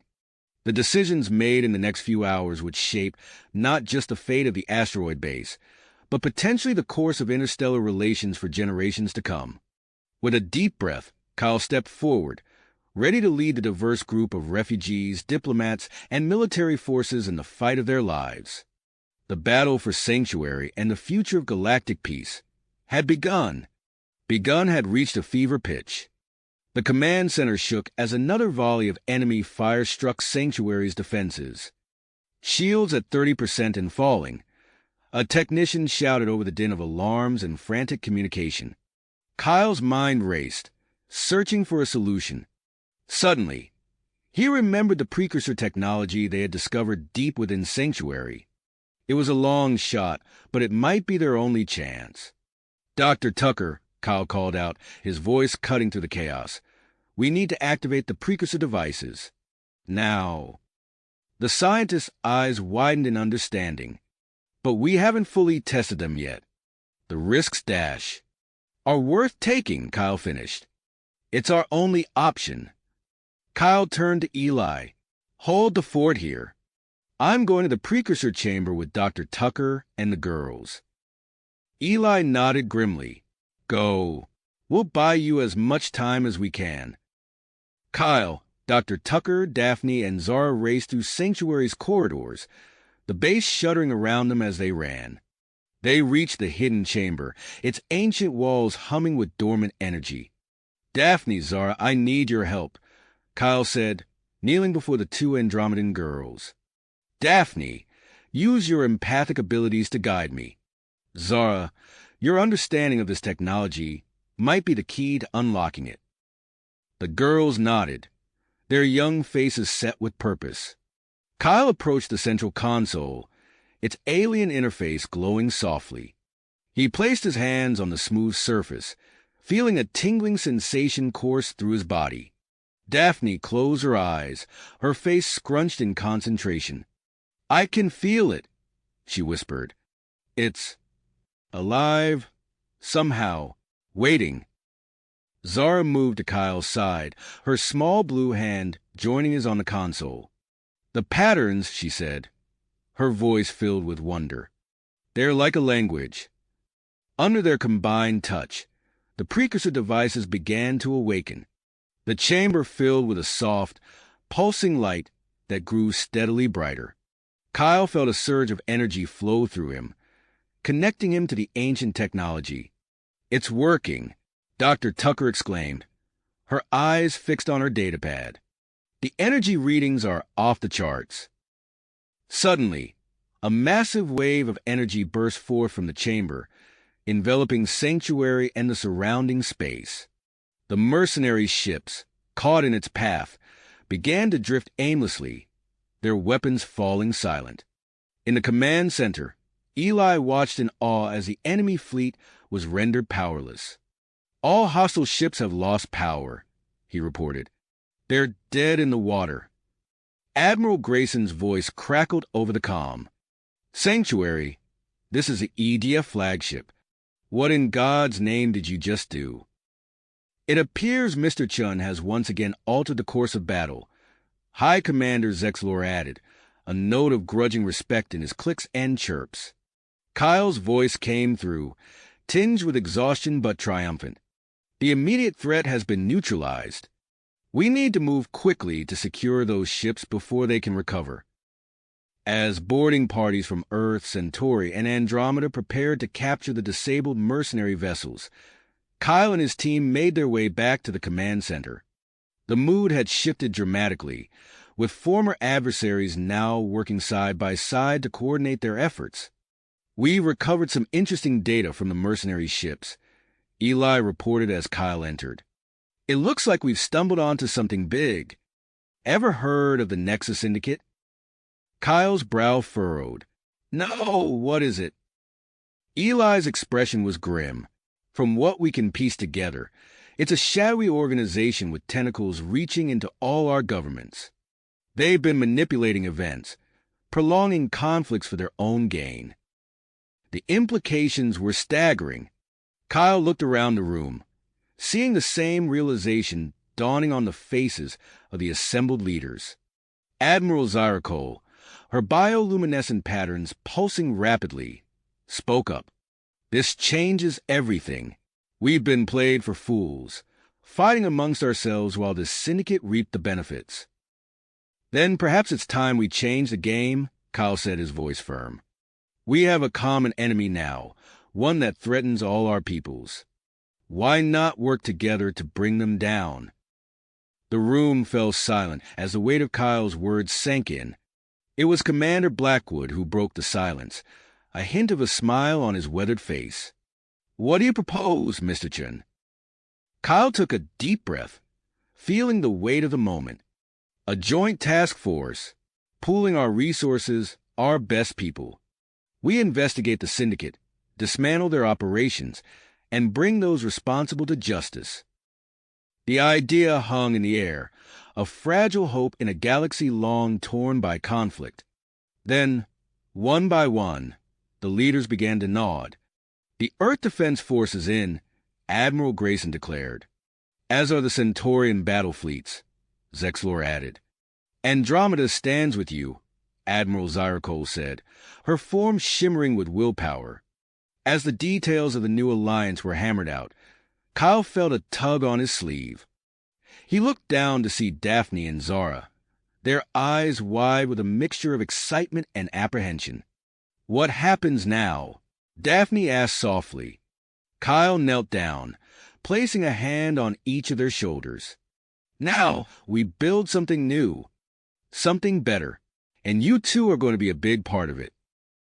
As he spoke, Kyle noticed a strange shimmer in the air around them. Dr. Tucker, who had been monitoring the precursor technology, gasped. "Kyle, you need to see this," she said, her voice filled with awe. "The energy field from the precursor devices. It's changing Sanctuary itself." Kyle stood, watching as new passages and chambers seemed to form before their eyes, the very structure of the asteroid base shifting and growing. "It looks like our adventure is just beginning," Kyle said, a spark of excitement in his eyes. As Sanctuary transformed around them, he knew that the rescue of 2 orphaned alien girls had set in motion events that would reshape the galaxy itself. As Sanctuary's transformation stabilized, Kyle found himself standing in a newly formed command center, surrounded by a diverse team of specialists from Earth, Centauri, and Andromeda. The room buzzed with activity as the Interspecies Task Force prepared for their first official mission against the Nexus Syndicate. Eli approached Kyle, datapad in hand. "We've compiled all the intel from the captured mercenary ships. You're going to want to see this." Kyle nodded, addressing the assembled team. "All right, everyone, let's review what we've got." As the briefing began, a young human with a sharp gaze stepped forward. "Sir, I'm Marcus Tucker, intelligence analyst. I've identified a pattern in the Syndicate's communication logs." Kyle raised an eyebrow. "Tucker? Any relation to Dr. Samantha Tucker?" Marcus nodded. "She's my aunt, sir." "What have you found, Marcus?" The young analyst brought up a holographic display, highlighting a series of coded transmissions. There are repeated references to a remote outpost in the Vega system. Based on the context and frequency of mentions, I believe it's a key hub for their illegal weapons trade. Commander Blackwood, who had been silently observing, spoke up. "Excellent work, Tucker. This could be the break we've been looking for." Kyle studied the data, his mind racing with possibilities. "Agreed. We'll make this outpost our first target. If we can disrupt their operations there, we might be able to gather more intelligence on the Syndicate's leadership." Blackwood nodded, then gestured for Kyle to follow him. They walked to a nearby hangar, where a sleek, dark vessel awaited them. "This is the Shadow Hawk," Blackwood explained. "We refitted her with some of that reverse-engineered precursor tech. Enhanced cloaking, improved defenses. She's perfect for this kind of covert operation." Kyle ran his hand along the ship's smooth hull, feeling the faint hum of advanced technology beneath his fingers. She's beautiful. Who's piloting? That would be me, Eli said, joining them in the hangar. Figured you could use someone with experience in sneaking around. As the team made final preparations, Kyle felt a tug on his sleeve. He turned to see Daphne, her eyes wide with concern. Kyle, I need to come with you, she said, her voice trembling slightly. Kyle knelt down to her level. Daphne, it's too dangerous. We don't know what we're walking into. The young Andromedan shook her head emphatically. No, you don't understand. I've seen something bad waiting for you at the outpost. I can help. I need to help. Kyle hesitated, torn between protecting Daphne and recognizing the potential value of her abilities. After a moment's consideration, he nodded. All right, but you stay close to Dr. Tucker at all times. Understood? Daphne's face lit up with a mixture of relief and grit. I understand. Thank you, Kyle. With the team assembled and the Shadow Hawk prepped, they departed Sanctuary, slipping away under the cover of the ship's advanced stealth systems. The journey to the Vega system was tense but uneventful, each member of the task force lost in their own thoughts about the challenges that lay ahead. As they approached their destination, Eli's voice cut through the silence. We've got a problem. The outpost is hidden in a massive asteroid field. I'm picking up automated defense platforms and sensor arrays all over the place. Kyle leaned forward, studying the tactical display. Can you get us through? Eli's hands danced over the controls. It'll be tight, but I think I can manage. Daphne, I could use your help. See if you can sense any patrol ships we need to avoid. Daphne closed her eyes, concentrating. There's movement to the left. No, now above us. Guided by Daphne's empathic senses, Eli skillfully maneuvered the Shadow Hawk through the treacherous field. Asteroids loomed in the view screen, some barely missing the ship as they passed. We're approaching the outpost, Eli reported. But there's a lot of activity. More than we expected. Kyle frowned. They might be on to us. Deploy the recon drones. Let's get a better look at what we're dealing with. A series of small, sleek drones detached from the Shadow Hawk, their advanced sensors scanning the outpost and surrounding space. Data began streaming back to the ship, revealing the layout of the facility and its defenses. Suddenly, alarms blared throughout the outpost. Dozens of fighter craft poured out of concealed hangars, and the defense platforms came to life, firing volleys of energy weapons at the Shadow Hawk's position. They've detected us, Eli shouted, throwing the ship into evasive maneuvers. The drones must have triggered some kind of hidden security measure. Kyle gripped his seat as the ship lurched. Get us out of here, Eli. Head for that dense cluster of asteroids. We can use them for cover. The Shadow Hawk dove into the asteroid field, weaving between massive chunks of rock as enemy fire streaked past. The ship shuddered as smaller debris impacted its shields, the precursor-enhanced defenses straining under the assault. We can't keep this up forever, Eli warned, his face tight with concentration as he guided the ship through the deadly obstacle course.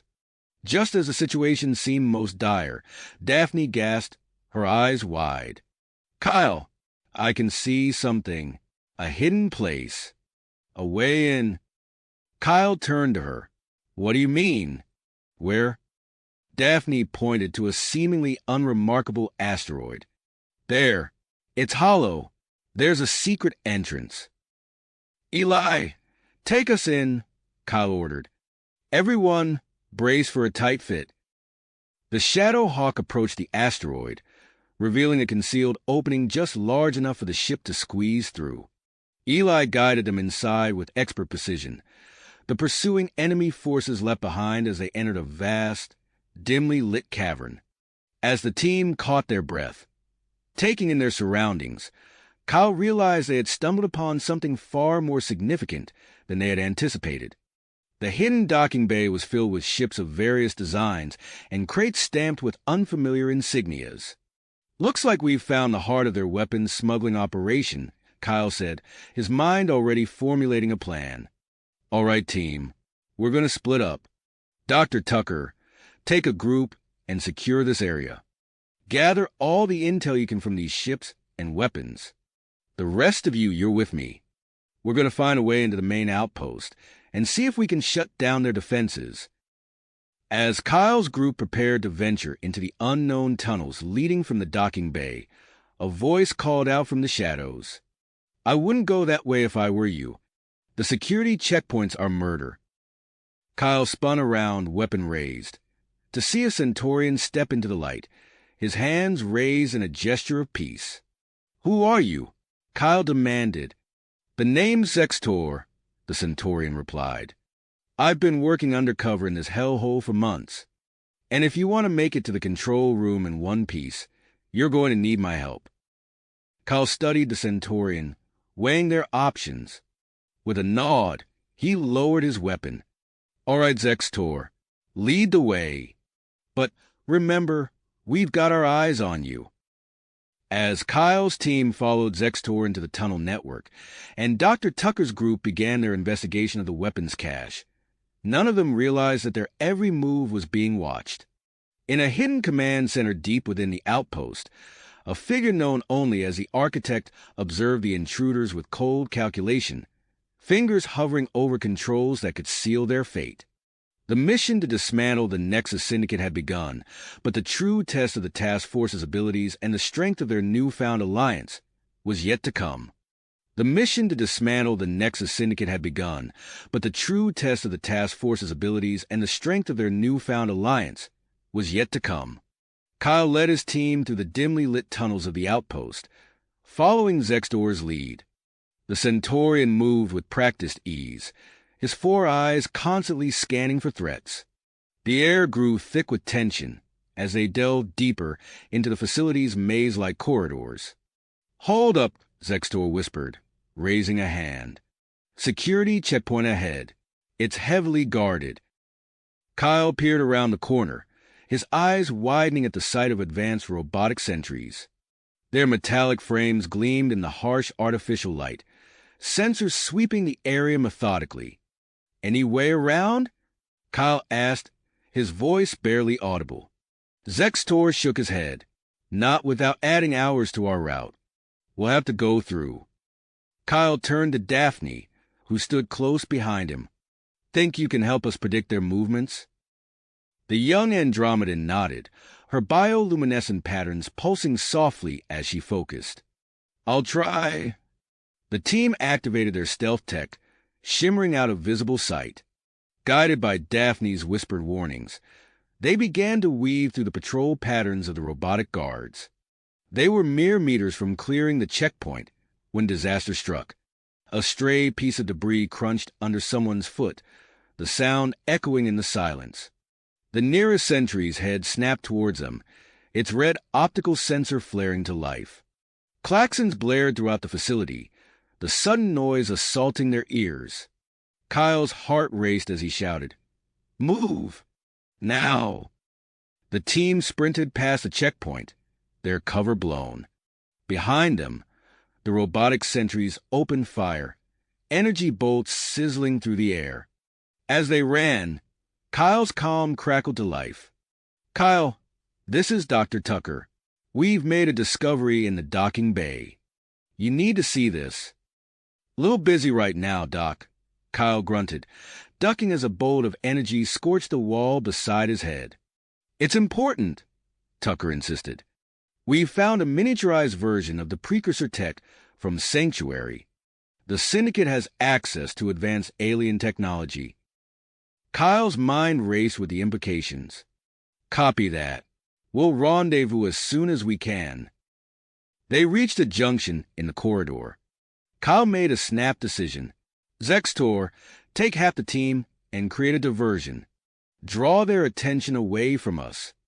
The rest of you, with me, we're pushing for the control room." Zextor nodded, his mandibles clicking in purpose. Good luck, human. We'll give them hell. As Zextor's team peeled off, the sound of weapons fire intensified behind them. Kyle led his smaller strike team onwards, Daphne at his side. They encountered minimal resistance until they reached the outer perimeter of the central control room. An impenetrable energy barrier shimmered before them, deflecting their weapons' fire harmlessly.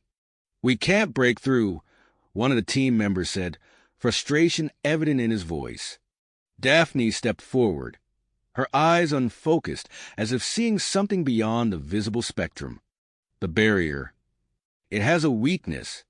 There. She pointed to a nearby wall panel. An auxiliary power conduit. Kyle didn't hesitate. He pried open the panel and, with Daphne's guidance, identified the critical components. A few well-placed shots later, the conduit sparked and fizzled. The energy barrier flickered, and for a brief moment, disappeared entirely. "Now!" Kyle shouted, and his team surged forward. They burst into the control room, weapons raised. Inside, a group of syndicate operatives turned to face them, led by a man whose cybernetic enhancements gleamed in the harsh light. "So," the man said, his voice unnaturally smooth, "the architect welcomes you to your doom." The room erupted into chaos. Kyle and his team used every ounce of their training and advanced weaponry to gain the upper hand. The architect moved within human speed and strength, his cybernetic limbs a blur as he engaged Kyle in close combat. Suddenly, Daphne cried out, her hands pressed to her temples. The architect stumbled, his mechanical eyes widening in shock. In that moment of distraction, Kyle struck, subduing the syndicate leader with a well-placed blow. With the control room secured, Kyle accessed the main computer terminal. Data streamed across the screen, revealing the true extent of the syndicate's operations. "This goes deeper than we thought," Kyle muttered, his eyes scanning the information. "They've infiltrated all our governments. And there's something called Project Eclipse." Before he could delve further, the sound of approaching reinforcements echoed through the corridors. Kyle made a difficult choice. "Download everything you can," he ordered, "and initiate the self-destruct sequence. We can't let this fall back into their hands." As the team worked feverishly to gather intel and manage their escape, Kyle's mind raced with the implications of what they'd discovered. The Nexus Syndicate was more than just a criminal organization. It was a threat to the entire sector's stability. With alarms blaring and the countdown to destruction ticking away, Kyle led his team in a fighting retreat back to the docking bay. The next phase of their mission was clear. They needed to unravel the mystery of Project Eclipse before it was too late. Too late. With the outpost set to self-destruct, Kyle and his team fought their way back to the docking bay, the architect in tow. "Everyone move!" Kyle shouted as they sprinted into the Shadow Hawk. Eli was already at the controls, engines primed for a quick escape. As the ship rocketed out of the hidden asteroid, explosions rocked the outpost behind them. The pursuing syndicate forces scattered, caught off guard by the sudden destruction of their base. "We're clear," Eli announced, his hands dancing across the control panel. Setting course for Sanctuary.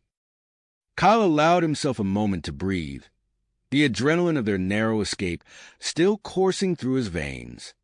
He turned to Dr. Tucker, who was already poring over the data they'd managed to extract. "What have we got, Doc?" he asked. Tucker's eyes widened as she scrolled through the information. "This is incredible. Kyle, the Syndicate has access to technology far beyond anything we've seen. It looks like they've reverse-engineered precursor tech on a scale we never imagined possible." As the Shadow Hawk sped towards Sanctuary, Kyle activated the ship's advanced communication systems.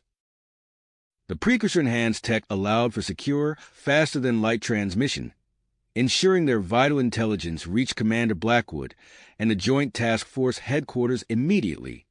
"Sanctuary, this is Kyle Rogers," he said into the comm. "Mission successful, but we've uncovered something big. Prepare for a full debrief upon arrival." The response was immediate. "Copy that, Shadow Hawk. We're tracking your approach. You've got a welcoming committee standing by." Hours later, as Sanctuary's massive docking bay doors slid open to admit the Shadow Hawk, Kyle saw the assembled group waiting for them. Commander Blackwood stood front and center, flanked by a diverse array of high-ranking officials from Earth, Centauri, and Andromeda. Kyle's eyes were drawn to a familiar face among the crowd, Admiral Victor Grayson. The man's presence was surprising, given his well-known distrust of alien races. Yet here he stood, shoulder to shoulder with Centaurian and Andromedan leaders, his expression grave. As soon as the Shadow Hawk touched down, a team of security personnel rushed forward to take custody of the architect. The syndicate leader was quickly escorted away, bound for a high-security detention facility deep within Sanctuary. Kyle and his team disembarked, immediately surrounded by the gathered officials. Commander Blackwood stepped forward, her face a mix of relief and concern. "Welcome back, Kyle," she said. "I understand you've brought us some critical intelligence." Kyle nodded, gesturing to Dr. Tucker. "We've uncovered evidence of a massive syndicate operation called Project Eclipse. Doc, show them what we found." As Tucker began to explain their discoveries, Kyle noticed Admiral Grayson's expression darken. The man's usual disdain for alien cooperation seemed to have been replaced by a dogged persistence. "If what you're saying is true," Grayson interrupted, his voice gruff, "we're facing a threat unlike anything we've encountered before. This goes beyond our petty differences." The Centaurian High Commander, Zexlor, nodded in agreement. "For once, I find myself in complete accord with the Admiral. We must unite against this common enemy." As the gravity of the situation settled over the assembled leaders, alarms suddenly blared throughout Sanctuary. A young officer rushed up to Commander Blackwood, his face pale. "Commander," he reported breathlessly, "long-range sensors have detected a massive fleet entering the outer reaches of the Scylla Nebula. Energy signatures match those of the syndicate ships encountered at the outpost." Blackwood's eyes widened in shock. "Project Eclipse," she whispered. Then, snapping into action, she turned to the gathered officials. "Sanctuary is now at full alert status. Admiral Grayson, Commander Zexlor, I need you to coordinate with Kyle on our defense strategy. Dr. Tucker, take your team and focus on that precursor device. We need countermeasures, and we need them now." As the group dispersed to their assigned tasks, Kyle felt a hand on his arm. He turned to see Daphne, her eyes unfocused and her bioluminescent patterns pulsing rapidly. "Kyle," she said, her voice distant, "I can feel something. The precursor technology. It's calling to me." Before Kyle could respond, Eli's voice came over the comm system. "Kyle, I've got our fighter squadrons prepped and ready. What's our play?" Kyle took a deep breath, centering himself amidst the chaos. "Eli, organize the squadrons into a multi-layered defense perimeter. I'll be there shortly to coordinate with Admiral Grayson and Commander Zexlor." As Kyle moved to join the strategic planning session, he couldn't shake the feeling that Daphne's connection to the precursor tech might be the key to their survival. The young Andromedan's abilities had already proved invaluable, and now, with an overwhelming syndicate armada bearing down on them, they needed every advantage they could get. The next few hours were a blur of activity. Kyle found himself at the heart of Sanctuary's command center, surrounded by holo displays showing the approaching syndicate fleet. Admiral Grayson and Commander Zexlor stood on either side of him, their previous animosity set aside in the face of this existential threat. "Their numbers are staggering," Zexlor observed. His four eyes narrowed as he studied the tactical display. "Even with our combined forces, we're significantly outgunned." Grayson nodded grimly. "We'll need to be smart about this. Hit-and-run tactics use the nebula's natural phenomena to our advantage." As they debated strategy, Kyle's mind raced. Something about this didn't add up. How had the syndicate managed to assemble such a massive fleet without anyone noticing? And why attack Sanctuary directly? His thoughts were interrupted by Daphne's sudden appearance in the command center. Her eyes were wide, her skin glowing with an intensity Kyle had never seen before. "Kyle," she said urgently, "I know where we need to go. There's something hidden in Sanctuary, something that can help us." Kyle hesitated, torn between his duty to coordinate the defense and his trust in Daphne's abilities. Making a split-second decision, he turned to Grayson and Zexlor. "Can you handle things here for a bit?" he asked. At their nods, he continued, "Daphne's onto something. I'm going to check it out." As Kyle followed Daphne through Sanctuary's winding corridors, he could hear the distant sound of the first shots being fired. The battle for Sanctuary, and perhaps the fate of the entire sector, had begun. Daphne led them deeper into the asteroid base than Kyle had ever been before. They passed through sections that looked ancient, clearly of precursor origin. Finally, they reached a nondescript wall that Daphne approached without hesitation. As her hand touched the surface, a hidden door slid open, revealing a chamber that took Kyle's breath away. The room was filled with dormant consoles and unfamiliar technology, all bearing the distinct signs of precursor design. "What is this place?" Kyle whispered in awe. Daphne moved to the central terminal, her hand hovering over its surface. "It's a control room," she said, her voice distant. "And I think I know how to use it." As Daphne's fingers made contact with the terminal, the entire room sprang to life. Holographic displays filled the air around them, showing a detailed three-dimensional map of the Scylla Nebula and beyond. Kyle's eyes widened as he realized the implications of what they'd discovered. This could change everything, he breathed. Just then, his calm crackled to life with Eli's voice. "Kyle, we've engaged the first wave of syndicate ships. We're holding our own for now, but there are just so many of them." Kyle looked at the holographic display, then back at Daphne, who nodded in understanding. They had found a powerful new weapon in their fight against the syndicate. Now, they just had to figure out how to use it before it was too late. Too late. As Kyle processed the implications of their discovery, the room around them hummed with energy, ancient systems awakening after millennia of dormancy. "Daphne, can you interface with these systems?" Kyle asked, his eyes darting between the holographic displays and the young Andromedan. Daphne nodded, her bioluminescent patterns pulsing rapidly as she placed her hands on the central console. Her eyes closed in concentration, and the room's displays shifted, zooming in on the ongoing battle outside Sanctuary. Kyle's calm crackled again, Eli's voice strained with tension. "Kyle, we're engaging the first wave, but there are just too many of them." "Hold on, Eli," Kyle responded, watching as Daphne's fingers danced across the alien interface. "We might have found something that can turn the tide." Suddenly, the entire asteroid shuddered.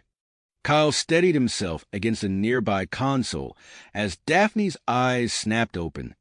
"Kyle," she said, her voice filled with wonder, "I've accessed Sanctuary's defense systems. There are weapons built into the asteroid itself." As if on cue, massive energy projectors emerged from hidden recesses in Sanctuary's surface. The ancient weapons, powered by the asteroid's core, came to life with a low hum that resonated through the base. Outside, the battle took a dramatic turn. Beams of intensely focused energy lanced out from Sanctuary, cutting through the syndicate fleet with devastating precision.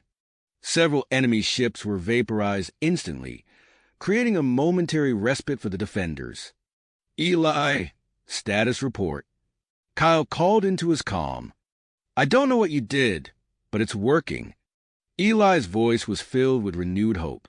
"The syndicate fleet is scrambling to regroup. We got a chance now." Kyle allowed himself a brief moment of relief before focusing on the next challenge. "Daphne, can you keep those defenses running? She nodded, her concentration never wavering from the alien controls. Yes, but Kyle, I'm sensing something else. A massive energy buildup at the edge of the nebula. As if to confirm her words, a colossal syndicate dreadnought emerged from the swirling gases of the Scylla Nebula.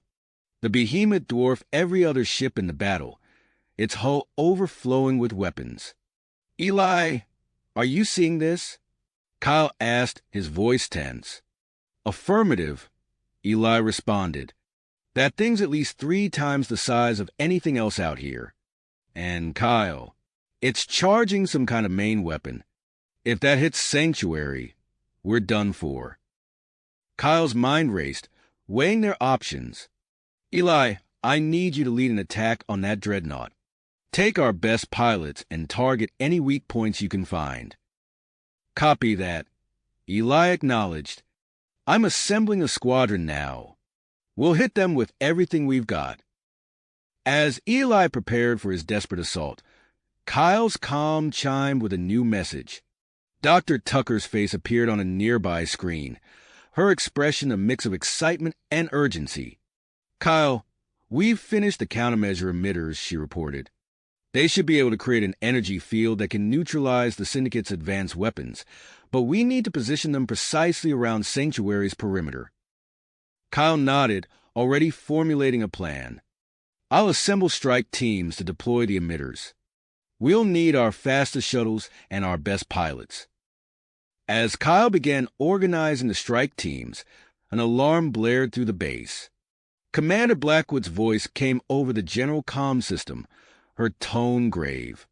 All personnel be advised, the architect has escaped confinement. He is considered extremely dangerous and is likely heading for critical areas of the base. Security teams are en route, but all personnel should exercise extreme caution. Kyle's blood ran cold. The architect, loose in Sanctuary during this critical moment, could jeopardize everything they'd fought for.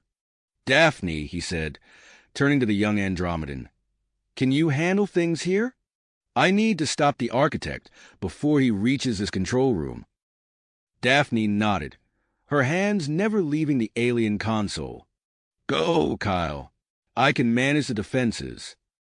With a final glance at the battle raging outside, Kyle sprinted from the room. He knew he was racing against time, with the fate of Sanctuary hanging in the balance. The architect had to be stopped. The emitters had to be deployed, and somehow they needed to neutralize that Syndicate dreadnought. As Kyle ran through Sanctuary's corridors, he could hear the distant sounds of combat, both the space battle outside and the chaos of the architect's escape within. He gripped his weapon tightly, every sense on high alert as he moved to intercept the cybernetically enhanced Syndicate leader. Agent, Kyle's heart raced as he sprinted through Sanctuary's maze-like corridors, his senses heightened by the urgency of the situation. The distant sounds of battle echoed through the base, a cacophony of energy weapons and explosions that served as a grim reminder of the stakes at hand. As he rounded a corner, Kyle caught a glimpse of a shadowy figure disappearing down an adjacent hallway. The unmistakable glint of cybernetic enhancements confirmed his suspicions. The architect was heading towards the newly discovered precursor control room. Kyle pushed himself harder, his boots pounding against the metal floor as he closed the distance. The corridor narrowed, forcing the architect to slow his pace. Seizing the opportunity, Kyle launched himself forward, tackling the cybernetically enhanced Syndicate agent from behind. They crashed to the ground in a tangle of limbs, the architect's augmented strength immediately becoming apparent as he fought to throw Kyle off. Kyle grunted with effort, using every ounce of his military training to maintain his hold on the slippery opponent. The architect's elbow connected with Kyle's ribs, sending a jolt of pain through his body. Kyle retaliated with a swift knee to the architect's midsection, earning a metallic groan from his adversary. They grappled in the narrow space, each seeking to gain the upper hand. Outside, the battle for Sanctuary reached its zenith. Eli Hawkins, piloting the Shadow Hawk with unmatched skill, led his squadron in a daring attack run on the massive syndicate dreadnought. The sleek fighter weaved through a hail of enemy fire, its precursor-enhanced systems pushing the ship beyond its normal limits. "This is Shadow Leader."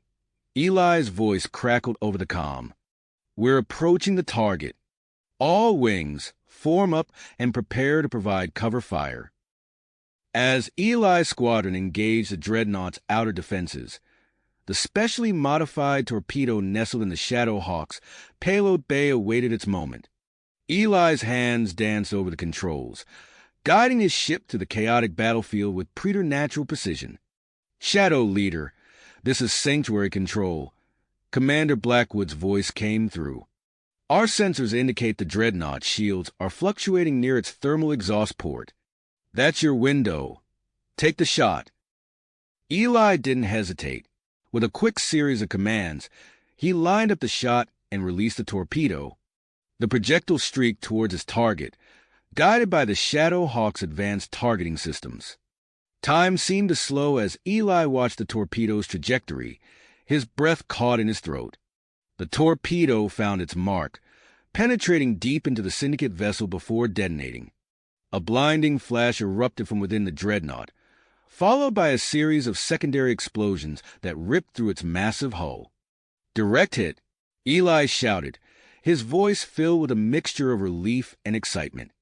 "All units, break off and retreat to safe distance." The Shadow Hawk and its accompanying fighters peeled away from the dying dreadnought, narrowly escaping the massive shockwave that followed its destruction. The loss of their flagship threw the syndicate forces into disarray, giving Sanctuary's defenders a critical advantage. Back on Sanctuary, the strike teams led by Jack Martinez completed their mission with clockwork efficiency.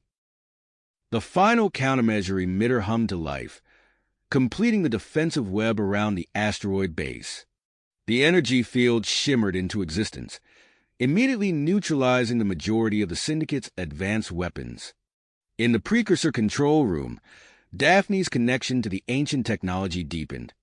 Her fingers danced across the alien interface, unlocking capabilities that had lain dormant for millennia.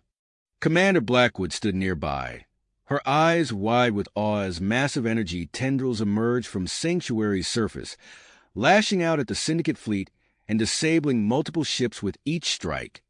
"Daphne, you're doing it," Blackwood exclaimed, her usual composure momentarily forgotten. "Keep it up.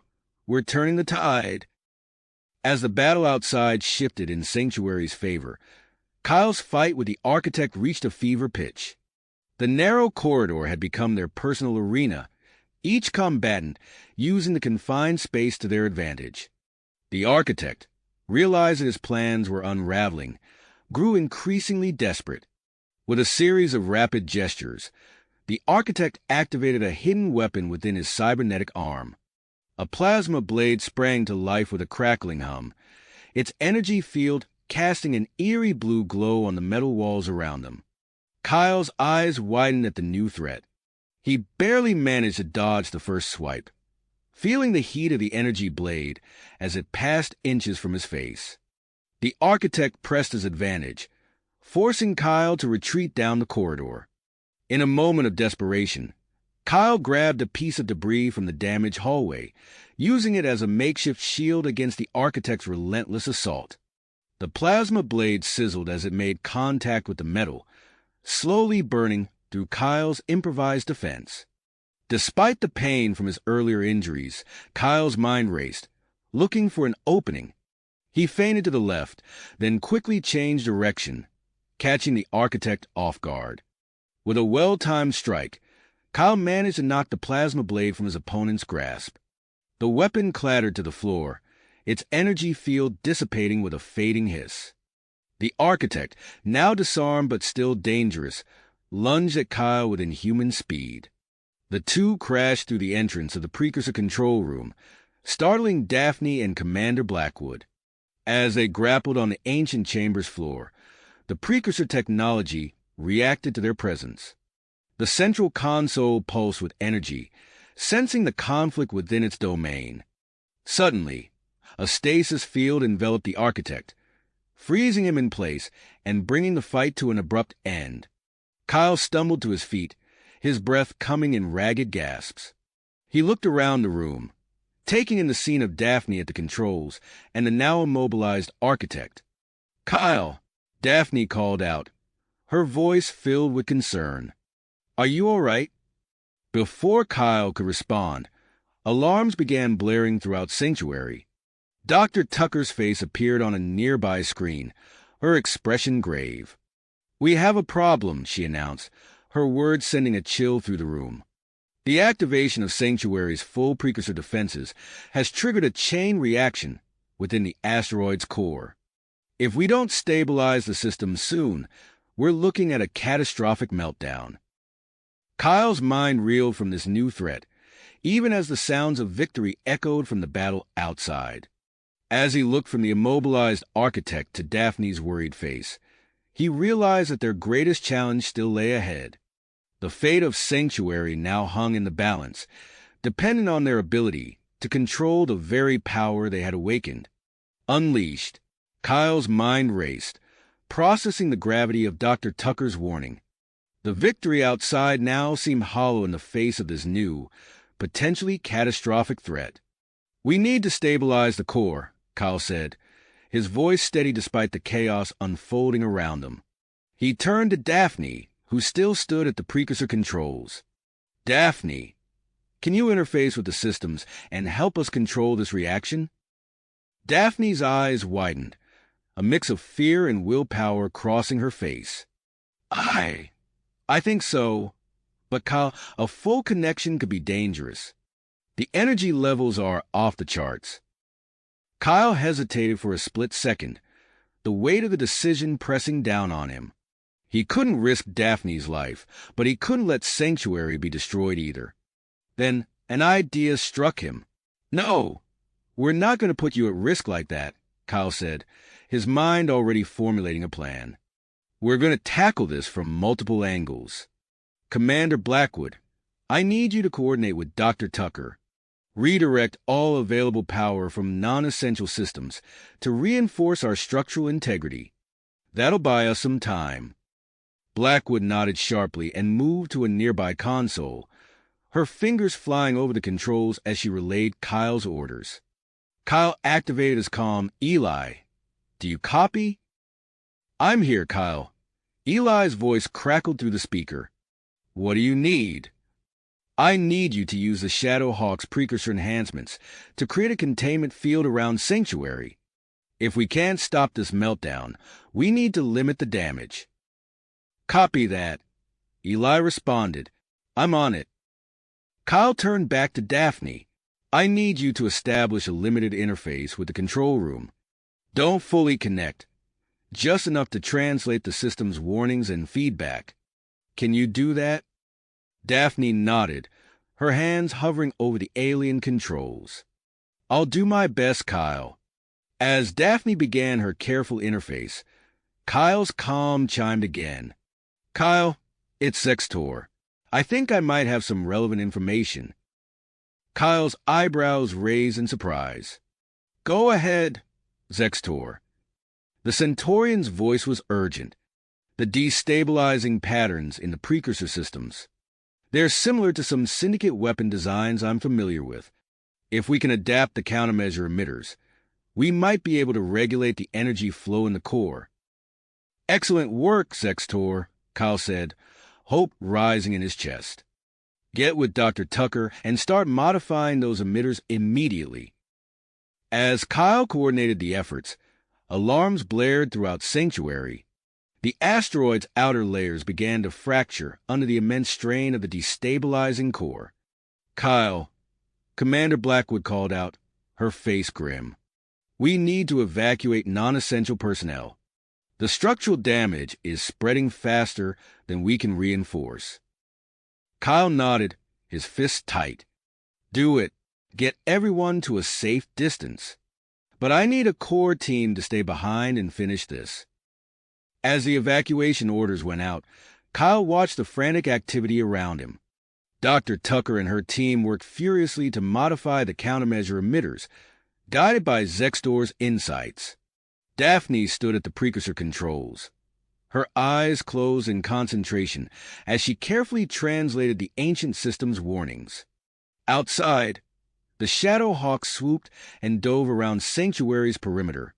Eli's expert piloting pushed the ship to its limits as he worked to establish and maintain the containment field. "Kyle," Daphne called out, her voice strained. "The core's energy levels are approaching critical. We don't have much time." "Dr. Tucker, what's the status on those emitters?" Kyle demanded. "We're ready," Tucker responded, her voice tense but determined. "We're deploying them now." Kyle watched on the monitors as Tucker's team spread throughout Sanctuary's interior, placing the modified emitters at key junctures. As each device activated, it began to absorb and redistribute the excess energy building in the core.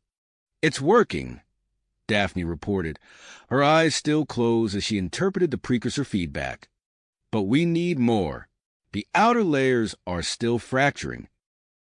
"Eli," Kyle called over the comm, "we need you to reinforce the containment field. Daphne's going to feed you the coordinates of the weakest points." "Understood," Eli responded. "Just tell me where to go." What followed was a tense sequence of precision flying.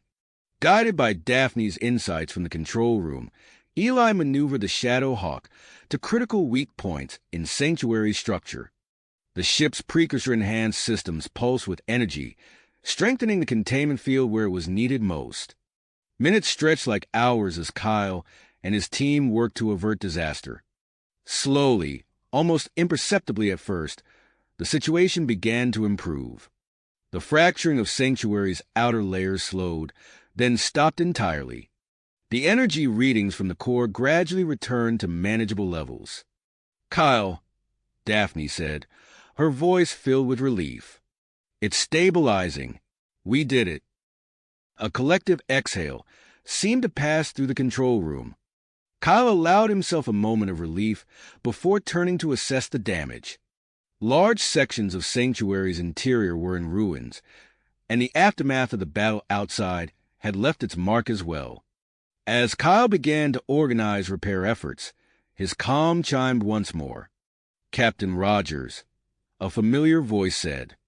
"This is Admiral Victor Grayson. The Allied fleet has arrived in the Scylla Nebula. We are requesting permission to dock and discuss recent events." Kyle exchanged glances with Commander Blackwood. They both knew that the arrival of the Allied fleet marked the beginning of a new chapter for Sanctuary. The defeat of the syndicate forces and the revelation of Sanctuary's precursor defenses had changed the game entirely. "Permission granted, Admiral," Kyle responded. "We'll prepare our diplomatic chambers to receive you and the other Allied leaders." As Kyle ended the transmission, he turned to his team. The challenges they had faced were not nearly finished, but they had proven their ability to overcome seemingly impossible odds. With the architect in custody and new allies on the way, the future of Sanctuary, and perhaps the entire sector, hung in the balance. "All right, everyone," Kyle said, his voice filled with willpower. "Let's get this place ready for our guests. We have a lot of work to do. We have a lot of work to do before our guests arrive." As the team dispersed to their assigned tasks, Kyle turned his attention to the upcoming diplomatic summit. The control room buzzed with activity as crews worked to repair damage and prepare for the Allied fleet's arrival. "Commander Blackwood," Kyle called out, "I need you to oversee the repairs to our diplomatic chambers. We can't receive Admiral Grayson and the other leaders in a room that looks like it's been through a war." Blackwood nodded sharply. "I'm on it, Captain. I'll have a team working around the clock to make it presentable." Kyle activated his comm link. "Dr. Tucker, what's the status on our precursor systems?" "We're still analyzing the data from the recent activation." Tucker's voice crackled through the speaker. "The energy output was unlike anything we've seen before. I'd like permission to form a dedicated research team to study these systems in depth." "Granted," Kyle replied, "but keep safety protocols at maximum. We can't risk another incident like we just had.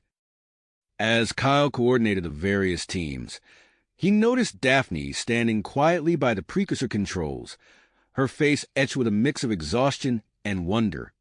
"Daphne," he said gently, approaching her, "you did an incredible job today. How are you feeling?" She turned to him, her eyes bright despite her fatigue. It was overwhelming, Kyle. The connection to the precursor technology, it's like nothing I've ever experienced. There's so much more to learn, to understand. Kyle nodded, an idea forming in his mind. "I think we need to develop a proper training program for you and Zara. Your abilities could be crucial for Sanctuary's future." Before Daphne could respond, Eli's voice came through the comm system. "Kyle, I've got the Shadow Hawk docked and secured.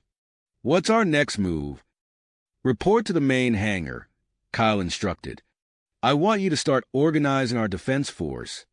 We need to be prepared for any potential syndicate retaliation." As Kyle continued to issue orders and coordinate efforts, the hours flew by.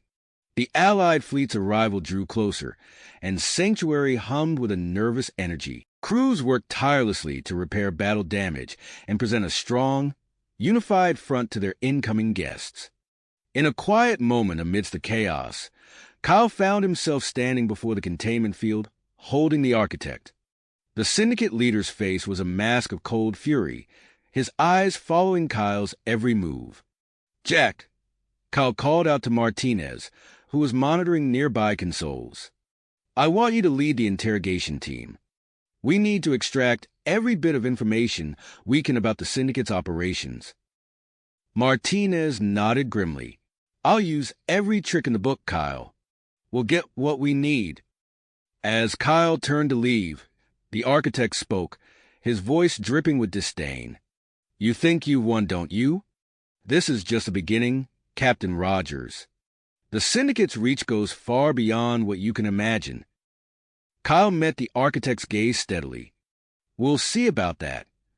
Leaving the detention area, Kyle made his way to the main docking bay. He arrived just as the first shuttle from the Allied fleet was touching down. The bay doors opened, revealing Admiral Victor Grayson, flanked by representatives from Centauri and Andromeda. Kyle stepped forward, his posture straight and confident despite the fatigue of recent events. "Admiral Grayson, welcome to Sanctuary. We have much to discuss." Grayson's eyes swept across the docking bay, taking in the signs of recent battle and hasty repairs. "Indeed we do, Captain Rogers. Indeed we do." As Kyle led the delegation towards the newly refurbished diplomatic chambers, alarms suddenly blared throughout Sanctuary. Eli's voice came urgently through the comm system. "Kyle, we've detected an unusual energy signature at the edge of the Scylla Nebula. It's like nothing we've seen before." Kyle exchanged a quick glance with Admiral Grayson, whose expression had hardened at the news. The diplomatic summit would have to wait. Once again, Sanctuary faced an unknown threat, and the decisions made in the coming hours would shape the future of not just the station, but potentially the entire sector. Kyle's mind raced as he processed the new information. The unusual energy signature could be linked to the precursor installation they had just discussed. He turned to Admiral Grayson, his expression grave. "Admiral, it seems our diplomatic discussions will have to wait. We have a more pressing matter to attend to." Grayson nodded, his military training kicking in. "Agreed, Captain. What's our next move?" Kyle led the delegation to Sanctuary's command center, where holographic displays flickered to life, showing the nebula and the mysterious energy signature. As they entered, Eli's voice came through the speakers once more. "Kyle, I've got more data on that energy signature. It's definitely precursor in origin, but it's unlike anything we've seen before. It's massive." Kyle's eyes narrowed as he studied the readouts. "This changes everything," he said, turning to face the assembled leaders. "We need to formulate a plan, and quickly." Over the next few hours, Kyle outlined his proposal for a joint task force. The command center buzzed with activity as representatives from Earth, Centauri, and Andromeda debated the finer points of the plan.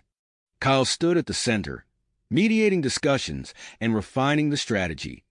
By combining our strengths, Kyle explained, gesturing to the holographic display of the sector, we can create a force capable of exploring this precursor installation while defending against potential syndicate interference.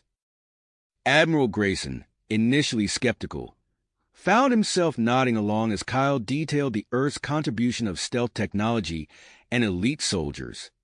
The Centaurian representative, a tall, willowy figure named Zalvor, leaned forward with interest as Kyle described their role in providing energy weapons and shield systems.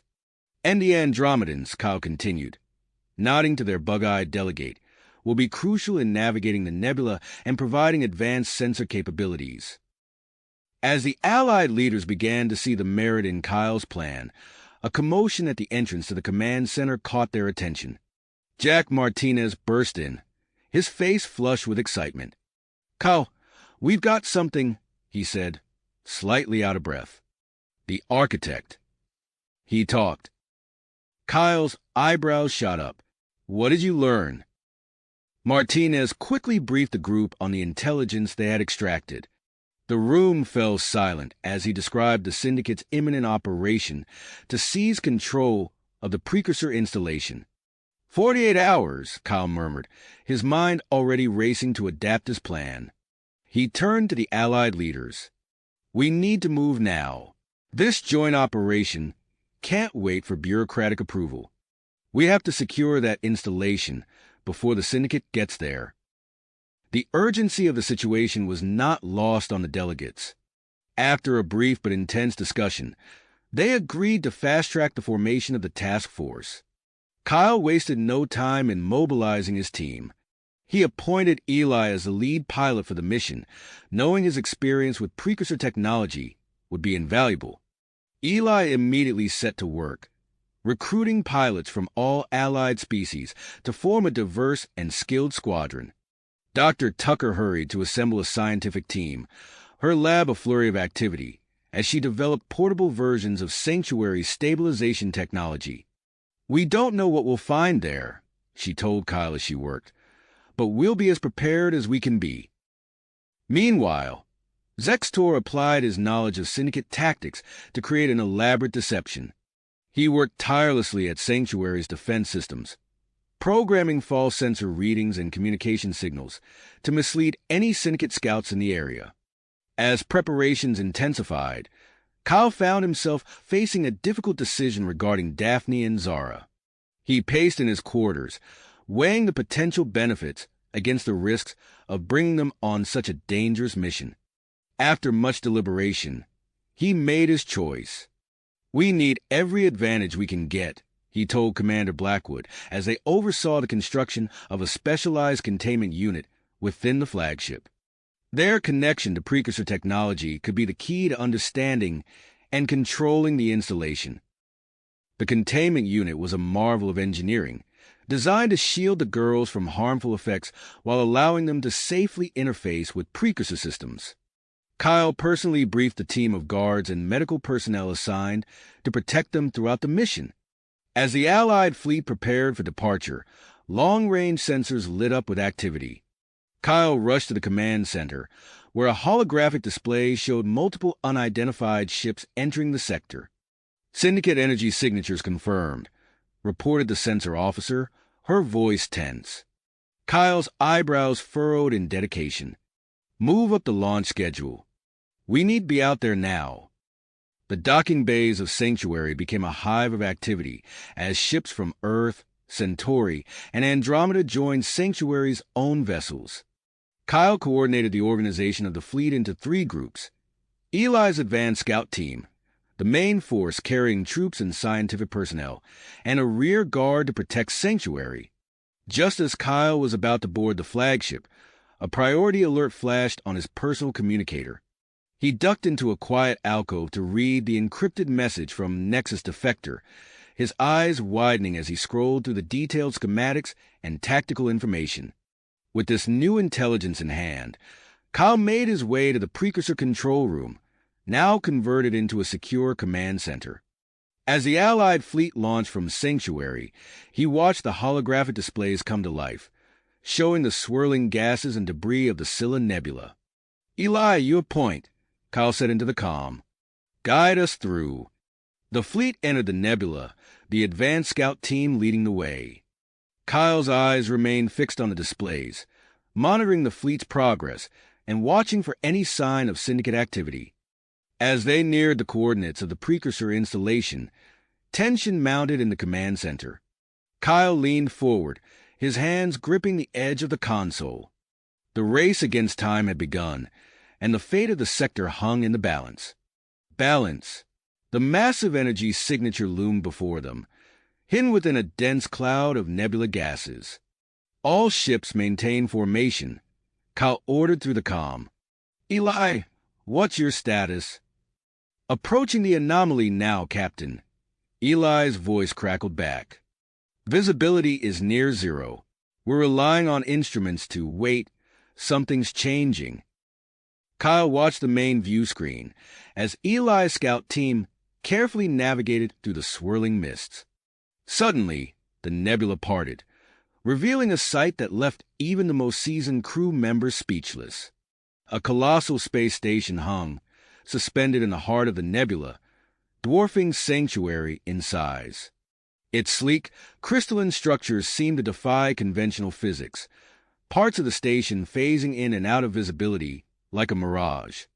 "By the stars," Eli whispered, his awe evident even through the comm. "Kyle, are you seeing this?" "Affirmative," Kyle replied, his eyes fixed on the holographic display. "Begin detailed scans and identify potential docking areas." As Eli's team set to work, Kyle noticed Admiral Grayson studying the station with intense focus.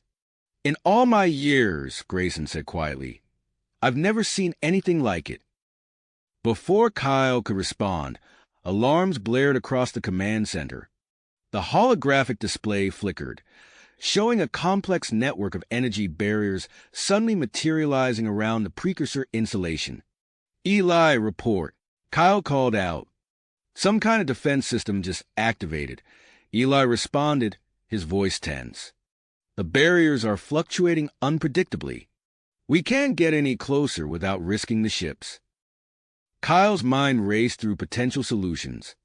"Dr. Tucker," he said, turning to the science officer, "I need your team to analyze those energy patterns.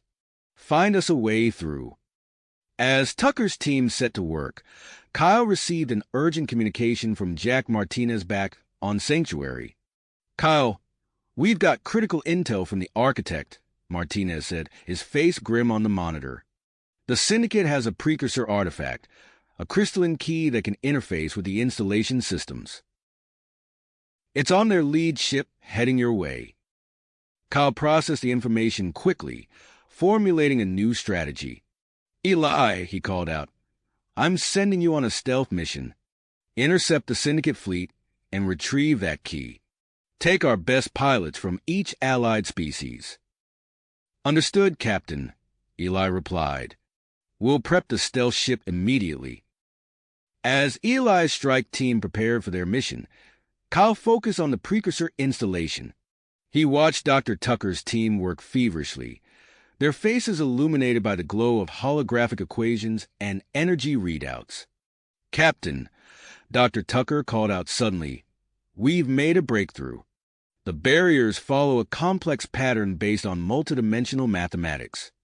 With more time, we might be able to predict the fluctuations and find safe passages."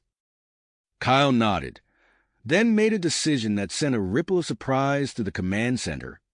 "Prepare Daphne and Zara's containment unit for transport to the installation," he ordered. "Their connection to precursor tech might be our key to controlling those defenses." As the crew scrambled to execute his orders, long-range sensors lit up with activity. The syndicate fleet had arrived, its numbers far greater than anticipated. Dozens of warships escorted a massive command vessel, their weapons already charging. Kyle's voice rang out clear and determined. All ships defensive formations. Earth vessels, form a vanguard with your shield tech. Centaurian ships, take flanking positions. Andromedans, prepare for hit-and-run tactics. The Allied fleet moved into position, a united front against the approaching Syndicate armada. Kyle established a direct link to Daphne and Zara's containment unit, ready to guide them in their attempted interface with the precursor installation. As the tension in the command center reached a fever pitch, Kyle received another encrypted transmission from the mysterious Nexus defector. His eyes widened as he scanned the detailed schematics of the Syndicate command vessel, including the likely location of the precursor key. "Eli," Kyle said, quickly relaying the new information. "You've got the layout of their command ship. Find that key and get out fast." The next few moments would determine the fate of not just this mission, but potentially the entire sector. Kyle watched as Eli's stealth ship disappeared into the nebula, while the Syndicate fleet loomed ever closer on the main view screen. "All ships hold positions," Kyle ordered, his voice steady despite the weight of command. As the first Syndicate vessels emerged from the nebula clouds, weapons primed and ready, Kyle knew that the real battle was about to begin. Kyle's eyes darted between the tactical displays, assessing the unfolding battle. "Eli, we're counting on you," he said, his voice low and focused. "All ships, execute defensive maneuvers. Protect that transport at all costs." The Allied fleet sprang into action, Earth vessels forming a protective wall around the ship carrying Daphne and Zara. Centaurian and Andromedan ships launched into coordinated attack patterns, their energy weapons flaring against the shields of the Syndicate warships. In the midst of the chaos, Eli's stealth ship slipped away from the main battle, its advanced cloaking technology rendering it nearly invisible against the backdrop of the nebula. Kyle watched its progress on a separate display, his expression resolute as the small craft approached the massive Syndicate command vessel. "We're in position," Eli's voice crackled over the comm. "Initiating breach." Kyle nodded, even though Eli couldn't see him. "Understood. Proceed with caution." As Eli's team began their infiltration, Kyle redirected his attention to the precursor installation. Dr. Tucker's face appeared on a nearby screen, her expression a mix of excitement and concern. "Kyle, we've made a breakthrough," she said, her eyes darting to something off-screen. "The energy barriers follow a predictable pattern. We can get the transport through, but the window of opportunity will be narrow." Kyle didn't hesitate. "Do it. Get that transport to the installation now." He switched channels, connecting to the transport's pilot. "You have clearance to approach. Follow Dr. Tucker's team's instructions precisely." Kyle watched as the transport broke away from its protective escort, accelerating towards the shimmering energy barriers surrounding the precursor installation. His hands gripped the edge of the console, knuckles tightening as the ship navigated the treacherous path. "Energy spike," shouted a sensor officer. "The barriers are destabilizing." The transport weaved through the shifting maze of energy, narrowly avoiding tendrils of crackling power that threatened to tear the ship apart. With a final burst of speed, it cleared the last barrier just as it snapped shut behind them. Kyle let out a breath he hadn't realized he'd been holding. "Transport is through. Status report?" "We made it," came the relieved voice of the pilot. "Approaching the installation now." As Kyle coordinated the fleet's efforts to establish a defensive perimeter around the installation, his attention was drawn back to Eli's mission. The tactical display showed a firefight erupting within the Syndicate command vessel. "We've secured the key," Eli reported, his voice strained. "But we've taken casualties. Retreating to extraction point now." Kyle's mind raced, calculating the best way to support Eli's team without compromising the overall mission. All available ships, prepare to provide covering fire for Eli's extraction. The battle intensified as Eli's team fought their way back to their stealth craft. Kyle watched, his heart pounding, as the small ship disengaged from the syndicate vessel, immediately coming under heavy fire. Evasive maneuvers, Kyle ordered. Get them out of there. Allied ships moved to intercept, drawing some of the fire away from Eli's craft. The stealth ship zigzagged through the chaos, its agility allowing it to dodge the worst of the barrage. As Eli's team made their approach to the precursor installation, Kyle received an urgent communication from Dr. Tucker. "Kyle, we're ready to attempt interfacing with the precursor systems," she said. "Daphne and Zara are in position." Kyle nodded. "Proceed. Eli's team is inbound with the key.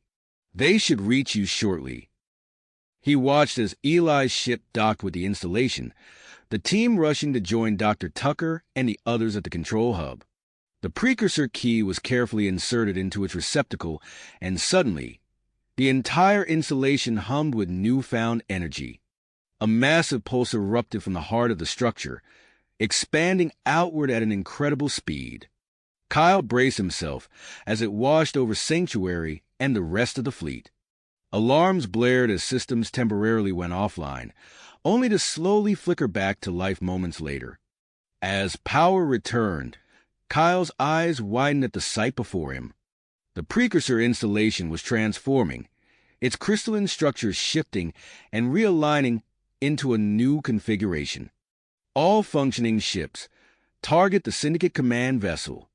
Kyle ordered, seizing the moment of confusion. "This is our chance to turn the tide." The Allied fleet surged forward, their weapons finding vulnerable points in the Syndicate's temporarily weakened defenses. Kyle watched as the massive command ship took hit after hit, its shield generators struggling to come back online. As the space battle entered a new phase, Kyle's attention was drawn back to the events unfolding within the precursor installation. He opened a channel to Dr. Tucker. "What's happening in there?" he asked, his voice urgent. "It's incredible, Kyle," Dr. Tucker responded, all evident in her voice. "Daphne and Zara are interfacing with the systems in ways we never imagined possible. The installation is revealing its secrets, but we're only beginning to understand what it all means." Kyle nodded, his mind already racing with the potential implications. "Keep me updated on any significant developments. We need to secure our position here before the Syndicate can regroup." He turned his attention back to the tactical displays, watching as the Allied fleet pressed their advantage against the disoriented Syndicate forces. The next few moments would be critical in determining the outcome of this battle, and potentially the entire war against the Nexus Syndicate. As Kyle issued orders to capitalize on their sudden advantage, he couldn't help but wonder what other surprises the ancient precursor technology might have in store for them. The installation continued its mysterious transformation, promising to unveil secrets that could reshape the balance of power in the sector and beyond. Potentially reshape the balance of power in the sector. As Kyle contemplated the implications, his attention was drawn back to the heart of the installation. The control hub where Daphne and Zara stood began to shift and reconfigure. New interfaces materialized, and holographic displays flickered to life, bathing the room in an ethereal glow. Dr. Tucker, her eyes glued to a readout of the girl's vital signs, gasped. "Kyle," she said, her voice tight with a mixture of excitement and concern. "Their neural activity is off the charts. It's like they're communing with the installation itself." Before Kyle could respond, the precursor structure pulsed with energy. Focus beams shot out from various points, targeting the disabled Syndicate ships. The beams swept over the enemy vessels, scanning and gathering data on their technology and crew. "Captain," Eli's voice crackled over the comm, "you need to see this." Kyle's gaze shifted to a live feed from the installation's exterior.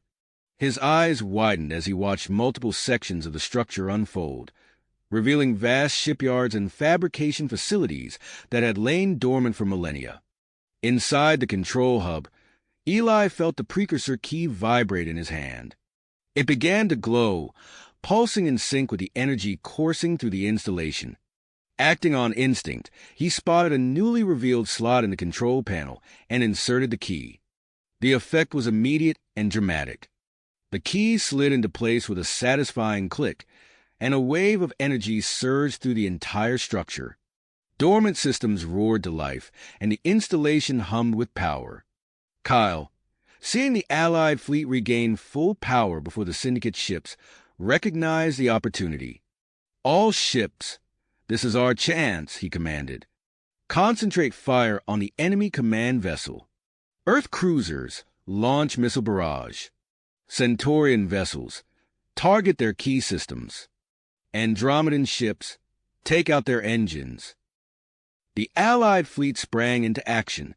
Earth cruisers unleashed a devastating volley of advanced missiles, their contrails crisscrossing the void as they homed in on their target. Centaurian energy weapons lanced out, striking with surgical precision at the command vessel's vulnerable points. Andromedan ships darted in close, their agile craft executing a series of lightning-fast attacks that left the Syndicate flagship's engines crippled and sputtering. As the battle intensified, the precursor installation exerted its influence over the surrounding space. Gravitational anomalies blossomed into existence, warping the fabric of space-time. Syndicate ships caught in these distortions found their formations shattered, vessels colliding with one another or being torn apart by the intense forces. In the control hub, Daphne and Zara moved with newfound purpose, their hands dancing over the alien interfaces. Their eyes glowed with an inner light as they manipulated systems beyond human comprehension. "They've activated some kind of defense grid," Dr. Tucker reported, her voice filled with awe. A shimmering energy shield sprang into existence, enveloping the installation and extending outward to encompass the Allied fleet. Syndicate weapons fire splashed harmlessly against the barrier, unable to penetrate its advanced precursor technology. Kyle watched in amazement as the installation's fabrication facilities whirred to life. New ships began to emerge from the ancient shipyards, their designs a seamless blend of precursor technology and elements from Earth, Centaurian, and Andromedan engineering. "All Allied ships," Kyle broadcasted, "we're integrating these new vessels into our formation. Adjust tactics accordingly." The newly created hybrid ships joined the fray, their advanced weaponry and defenses immediately turning the tide of battle. Kyle focused his attention on the crippled Syndicate command vessel, now isolated and vulnerable. "Jack," Kyle said, opening a secure channel to his old friend, "I need you to lead a boarding party. Capture their command staff and secure any intel you can find." "Consider it done," Martinez replied, his voice grim with tenacity. Kyle watched as the boarding pods launched, streaking towards the Syndicate flagship. Just as they were about to make contact, the precursor installation fired a concentrated beam of energy at the enemy vessel. The ship was instantly enveloped in a stasis field, its systems going dark. "Martinez, you've got a clear path," Kyle informed him. "The installation's given you an opening. Make it count." As Jack and his team fought their way through the immobilized Syndicate ship, Kyle turned his attention back to the larger battle. The remaining Syndicate fleet, witnessing the fall of their flagship and the overwhelming power of the precursor technology, began to break formation. "They're retreating," Eli reported from the control hub. "The new precursor hybrid ships are in pursuit." Kyle nodded, allowing himself a moment of satisfaction. "Maintain pressure, but don't overextend. Our primary objective is to secure this area." As the last echoes of the battle faded, Kyle opened a channel to Dr. Tucker. "Status report on Daphne and Zara?" "Physically, they're fine," Tucker responded, "but they're in some kind of deep trance state. It's as if they're communicating directly with the installation's AI." Kyle absorbed this information, his mind already racing with the implications. He was about to respond when a priority alert flashed on his display. "Captain," his sensor officer called out, "we're detecting unusual energy signatures at the edge of the sector. Origin unknown." Kyle's eyes narrowed as he studied the readings. Whatever they had accomplished here today, he knew their fight was a long way to go. The Nexus Syndicate was down, but not out, and new challenges loomed on the horizon. Increase long-range scans, Kyle ordered, and prepare to establish a permanent defense perimeter around the installation. We need to be ready for whatever comes next. Next. Kyle's words hung in the air as the Allied fleet maintained its defensive posture around the precursor installation. The immediate threat had been neutralized, but the captain knew that their work was nowhere near the end. Dr. Tucker, I need a full assessment of the installation's capabilities, Kyle ordered, his eyes scanning the tactical displays. Every piece of technology, every scrap of data could be crucial in our fight against the Syndicate. Understood, Captain, Dr. Tucker replied, her voice filled with excitement. I'll assemble a team immediately. The amount of knowledge here. It's staggering. As Dr. Tucker began her work, Kyle turned his attention to Jack Martinez, who had just returned from the captured Syndicate command vessel. Jack, what did you find? Kyle asked, his voice tense with anticipation. Martinez's face was grim as he reported. We've captured the architect and several other high-ranking officials. They're not talking much yet, but we've already uncovered intel on multiple hidden Syndicate strongholds throughout the sector. Kyle nodded, his mind already formulating strategies. Good work. We'll need to plan our next moves carefully. Those strongholds could be key to dismantling the Syndicate's operations. Meanwhile, Eli Hawkins was overseeing the integration of the newly created precursor hybrid ships into the Allied fleet. The sleek vessels hovered nearby, their advanced systems humming with terrifying power. Captain, Eli called over the comm. These new ships are incredible. The precursor tech enhances our own capabilities in ways we never imagined. I've started running drills with pilots from all allied species to get them up to speed. Kyle allowed himself a small smile. Excellent, Eli. We'll need every advantage we can get. Suddenly, an alert blared across the bridge. Kyle's head snapped towards a sensor officer. Report, he barked.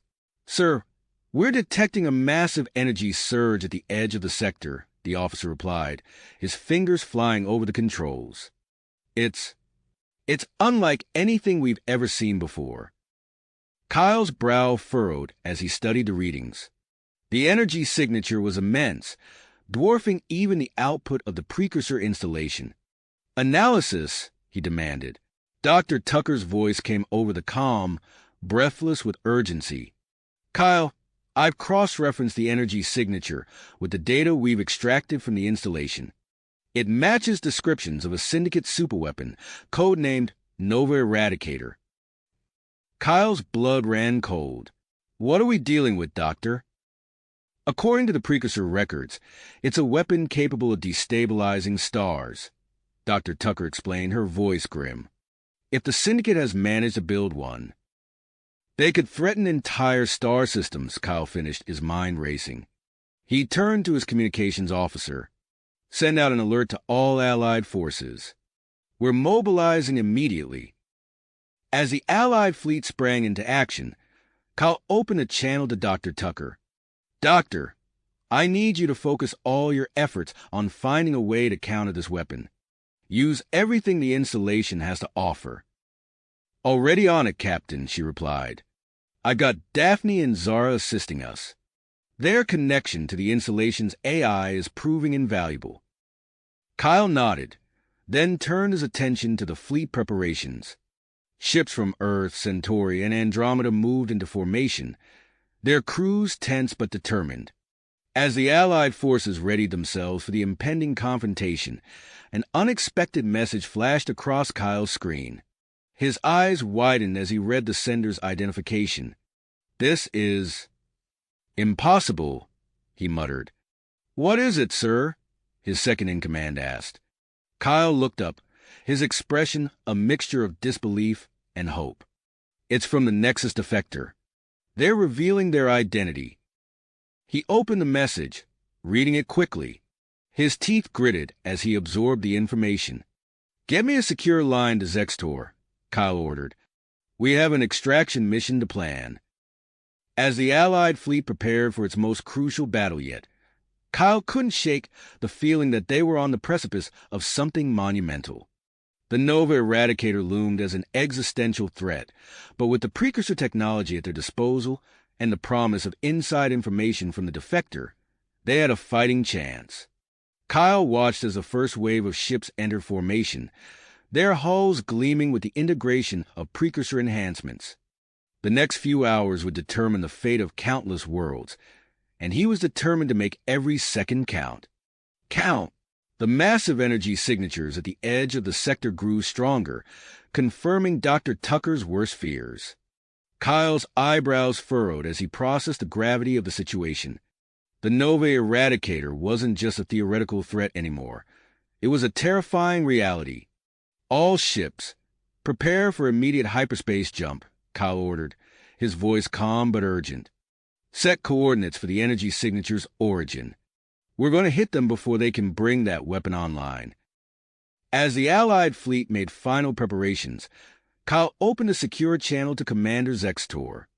Commander, I need your special operations team ready for deployment as soon as we exit hyperspace.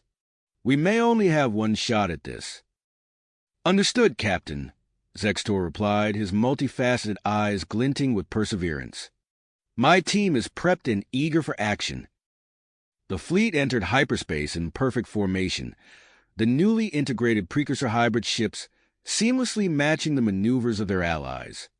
As they hurtled through the void, Kyle reviewed the battle plan one last time with his senior officers. Moments later, the fleet burst back into normal space, immediately encountering a wall of syndicate defenses. The enemy ships formed a protective barrier around a massive structure that could only be the Nova Eradicator. Implement phase shift technology now, Kyle commanded. Dr. Tucker's voice crackled over the comm. Activating phase shift devices. Good luck, Captain. A shimmering wave passed over a significant portion of the Allied fleet. To Kyle's amazement, the affected ships seemed to flicker and fade, becoming translucent and ghostly. The Syndicate's initial volley of weapons fire passed harmlessly through the phase-shifted vessels. Eli, you're up, Kyle said. Give them hell. Eli Hawkins' voice was steady as he replied, Roger that, Captain. Precursor Hybrid Squadron, form up on me. Let's show these Syndicate bastards what we can do. Eli's squadron streaked forward, their advanced propulsion systems leaving trails of blue-white energy. They engaged the Syndicate forces head-on, drawing fire and attention away from the main assault group. The hybrid ships moved with impossible agility, weaving through the enemy formation. Their weapons fire was devastatingly precise, each shot finding its mark and leaving Syndicate ships crippled or destroyed in their wake. As Eli's diversionary attack unfolded, Kyle watched the tactical display, waiting for the right moment. Martinez, you have a go. Get your team aboard that superweapon and shut it down. Copy that. Jack Martinez responded, his stealth shuttle, barely visible even to Allied sensors, detached from the flagship and made its way towards the Nova Eradicator. The space around them erupted into chaos as the battle intensified. Syndicate ships, caught off guard by the effectiveness of the Allied assault, scrambled to regroup. Energy weapons crisscrossed the void, and explosions bloomed silently in the vacuum of space. Suddenly, a Syndicate cruiser unleashed a strange, pulsating beam of energy. Where it struck, Allied ships flickered back into normal space, their phase shift capabilities disrupted. Captain, the sensor officer called out. The Syndicate is using some kind of anti-phase weapon. Our ships are being forced back into normal space. Kyle's mind raced, quickly assessing the new threat. All affected ships form a defensive perimeter around the Nova Eradicator. We need to buy time for Martinez's team. The space around the superweapon became a furious battleground. Ships from both sides engaged in close-quarters combat, energy weapons and missiles, creating a deadly light show against the backdrop of stars. Inside the Nova Eradicator, Martinez and his team moved swiftly through the corridors. The intel provided by Commander Sarah Reeves proved invaluable as they navigated the labyrinthine structure. "Contact!" one of Martinez's team shouted as a group of syndicate troops rounded a corner ahead of them. The corridor erupted in weapons fire.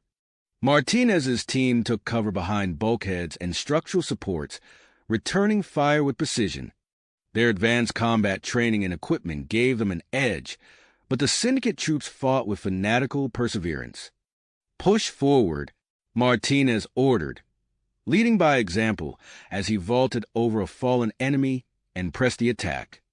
Back on the precursor installation, Daphne and Zara's eyes glowed with an otherworldly light as they interfaced with the ancient AI. Their minds raced through streams of data, analyzing the battle in real time. "Dr. Tucker," Daphne called out, her voice strained with effort. "We've detected an anomaly in the Nova Eradicator's energy signature. It's more precise than we initially thought." Dr. Tucker's fingers flew over her console as she processed the new information. Her eyes widened as the implications became clear. "Kyle," she said urgently over the comm, "the Nova Eradicator isn't just a blunt instrument. It can target specific stellar bodies with unprecedented accuracy. We can't risk destroying it outright. We need to capture it intact." Kyle's heart raced as he absorbed this new information. The stakes had just gotten even higher. He opened a channel to Martinez's team. "Jack, change of plans," Kyle said. "We need you to secure the Nova Eradicator's control systems, not destroy them. We have to capture this weapon intact." Inside the superweapon, Martinez acknowledged the new orders, knowing they had just made his job exponentially more difficult. His team had finally reached the central control room, but now they would have to hold this position against inevitable syndicate counterattacks. As Martinez began working on overriding the weapon systems, alarms blared throughout the structure. The Nova Eradicator was powering up, its massive energy banks humming with terrifying potential. Outside, the space battle raged on. Kyle watched with growing concern as a fresh wave of syndicate reinforcements emerged from hyperspace, threatening to overwhelm the Allied fleet. In that moment, Kyle knew he had to take a calculated risk. He opened a channel to Eli Hawkins. "Eli, I need you to take a task force back to the precursor installation. We need its long-range weapons if we're going to turn this battle around." "Understood, Captain," Eli replied. "We'll get it done." As Eli's ships broke away from the main battle, fighting their way through the syndicate lines, Kyle turned his attention back to the Nova Eradicator. The superweapon's energy levels were spiking, indicating it was nearly ready to fire. The fate of the entire sector now hung in the balance. Kyle could only watch and coordinate as Martinez's team raced to override the weapon systems. The Allied fleet struggled against overwhelming odds.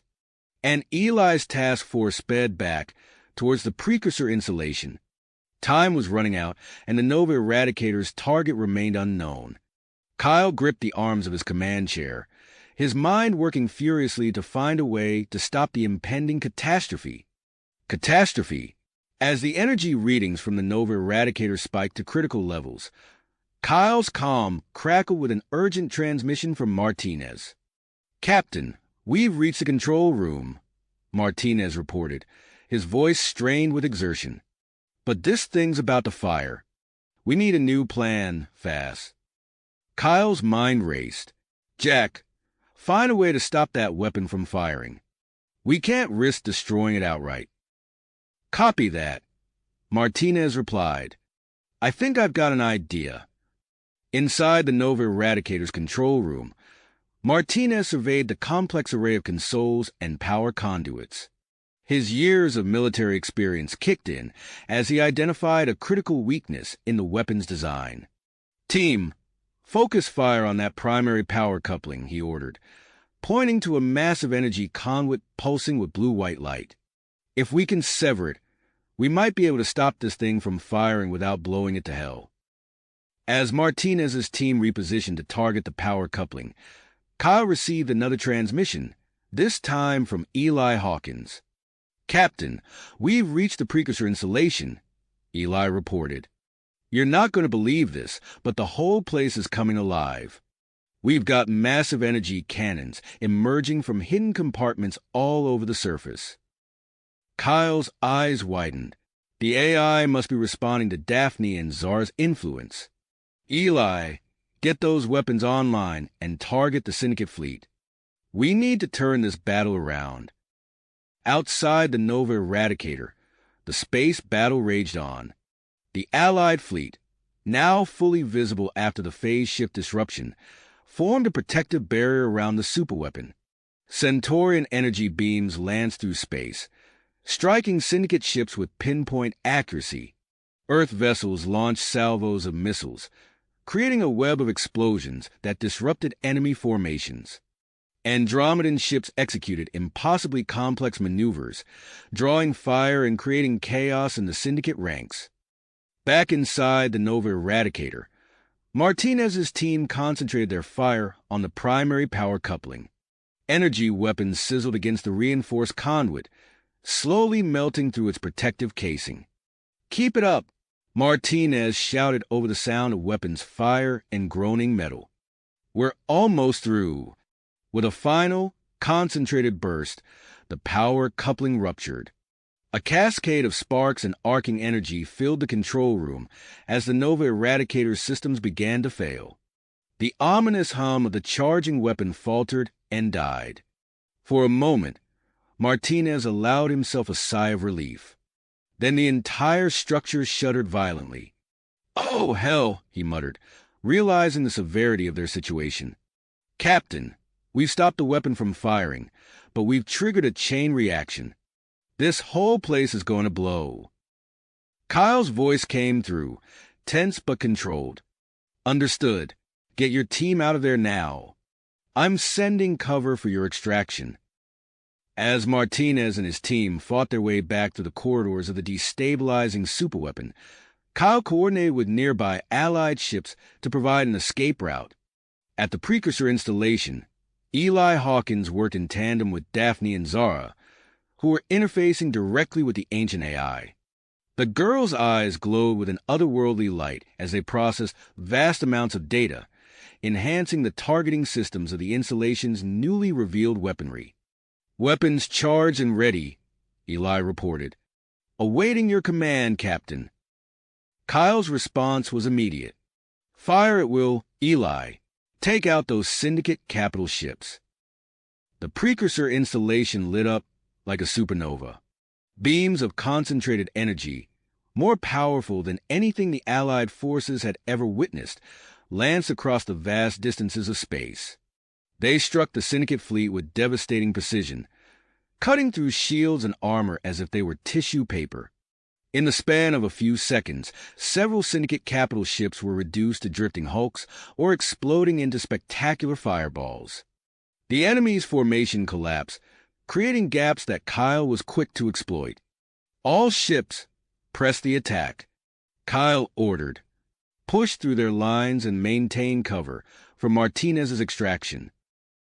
As the Allied fleet surged forward, Martinez's team reached their shuttle.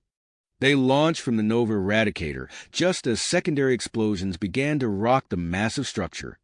The shuttle's engines strained as Martinez pushed them to full power, trying to outrun the imminent detonation.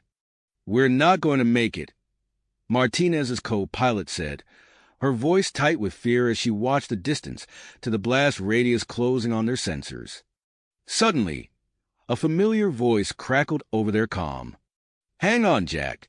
Cavalry's here."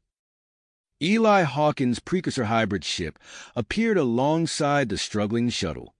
A shimmering tractor beam enveloped Martinez's vessel, pulling it away from the Nova Eradicator just as the superweapon exploded in a cataclysmic release of energy.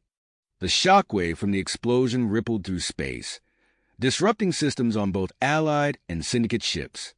Kyle's flagship, protected by Dr. Tucker's experimental shielding, weathered the blast better than most. He used this advantage to quickly reorganize the Allied fleet, pressing their attack against the disoriented syndicate forces. As the battle seemed to be turning decisively in the Allies' favor, long-range sensors lit up with a new threat. Kyle's tactical officer called out the alert. "Captain, we're detecting multiple small craft launching from a hidden base on the nearby moon. Hundreds of them. No, thousands." Kyle's eyes narrowed as he studied the tactical display. The swarm of newly launched craft moved with an efficiency that could only mean one thing. "Autonomous combat drones," he said grimly. The syndicates playing their trump card. The swarm of drones, each equipped with advanced AI and weaponry, streaked towards the Allied fleet. Their sheer numbers threatened to overwhelm even the advanced defenses of the precursor hybrid ships. Kyle knew he needed to act fast to counter this new threat. He opened a channel to the precursor installation. "Daphne, Zara, I need you to focus all of the installation's computational power on hacking those drones," he ordered. "See if you can reprogram them or at least disrupt their coordination."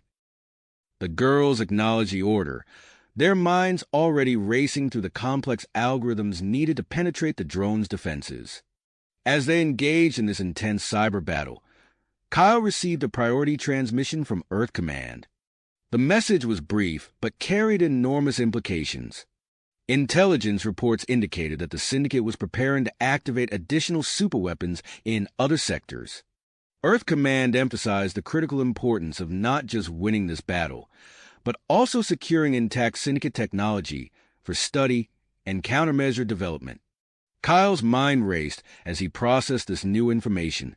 He knew he had to adjust his strategy on the fly, balancing the immediate needs of the battle with the broader strategic implications. "All ships, new objectives," Kyle broadcast to the Allied fleet. "Specialized teams are to board and secure key Syndicate vessels. Priority on ships likely to contain valuable intelligence or advanced technology. We need to capture, not destroy." As the Allied forces adapted to these new orders, the battle became even more complex. Ships engaged in intricate maneuvers, trying to disable rather than destroy their targets, while still defending against the Syndicate's fierce counterattacks. Kyle watched the tactical display, his fingers gripping the arms of his command chair. The multiple objectives now in play: defeating the Syndicate fleet, countering the drone swarm, capturing enemy technology, and securing the sector, represented the greatest challenge of his military career.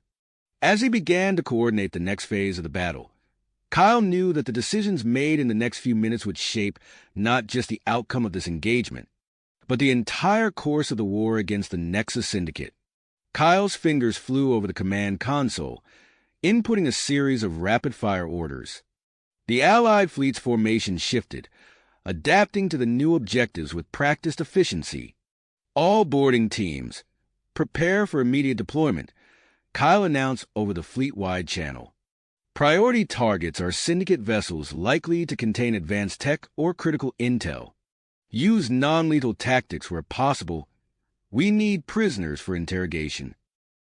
As the specialized assault pods launched from Allied ships, Kyle turned his attention to the precursor installation. "Daphne, Zara, status update on the drone swarm?" Through the comm link, Zara's voice came through, tinged with an otherworldly resonance. "We've breached their primary firewalls. Implementing reprogramming protocols now." On the main view screen, Kyle watched as a significant portion of the Syndicate drone swarm suddenly broke formation. The reprogrammed drones turned, their weapons now targeting their former controllers. Chaos erupted within the Syndicate fleet as they found themselves under attack from both Allied forces and their own compromised units.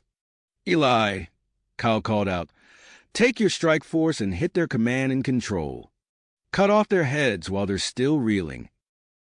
"With pleasure, Captain," Eli responded.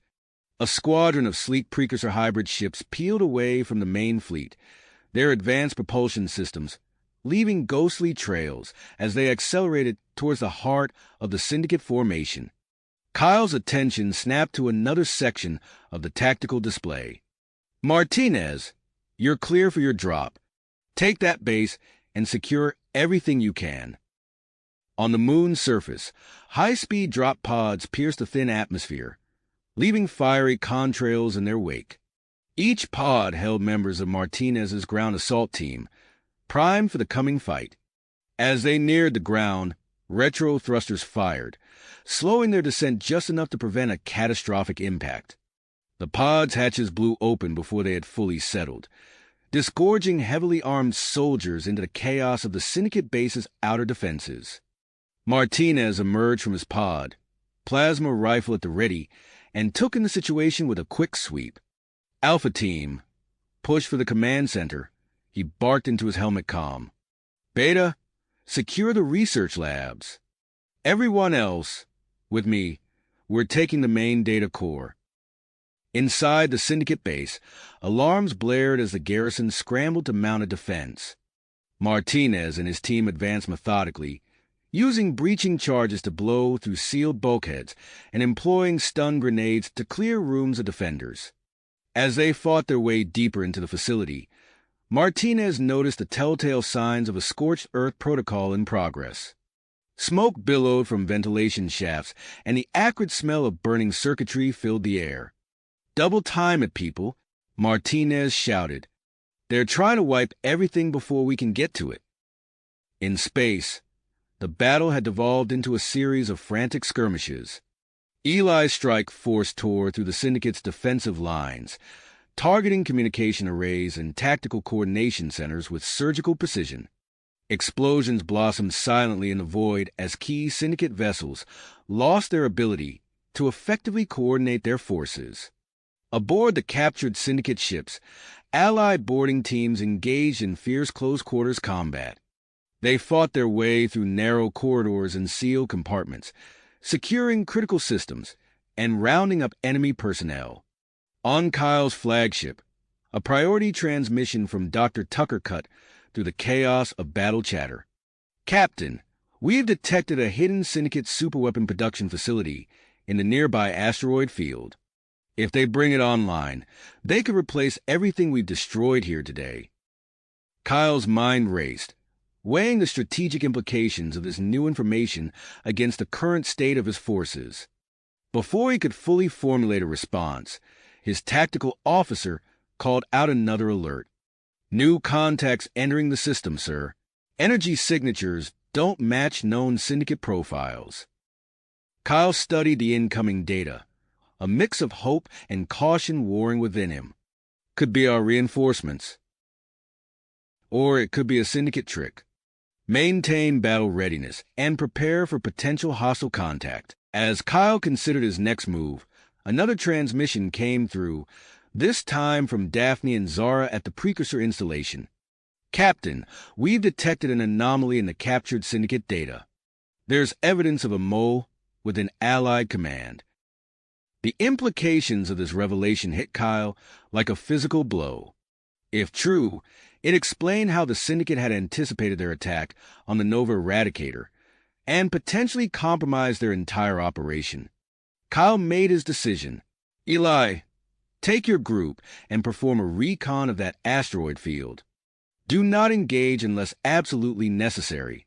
Martinez, wrap up your operation and prepare for immediate extraction. All other ships, secure your prizes and prepare for potential incoming hostiles." He opened a secure channel to his executive officer. "Commander Reeves, initiate a full security sweep of all command channels. We may have a leak. Lock it down tight. No communications in or out without my direct authorization." As his orders were acknowledged and carried out, Kyle turned his attention back to the tactical display. The battle for control of the sector had entered a new, even more dangerous phase. With potential reinforcements incoming, a hidden superweapon facility waiting to be discovered, and the possibility of a traitor in their midst, Kyle knew that the next few hours would be critical. He settled into his command chair, eyes fixed on the swirling chaos of the battle before him, ready to react to whatever challenges the universe decided to throw at them next. Kyle's fingers flew over his console, inputting commands to reconfigure the Allied fleet's formation. The captured syndicate vessels were now secured, their crews detained and valuable data safeguarded. He opened a channel to Eli Hawkins. Eli, I need you to lead a recon mission to the asteroid field. We've detected a possible syndicate superweapon facility there. Take your strike force and investigate, but do not engage unless absolutely necessary. Understood, Captain, Eli responded, his voice crackling slightly over the comm. We'll slip in quiet and see what we can find. Kyle watched as Eli's squadron of precursor hybrid ships peeled away from the main fleet, their sleek forms quickly becoming indistinguishable from the stars.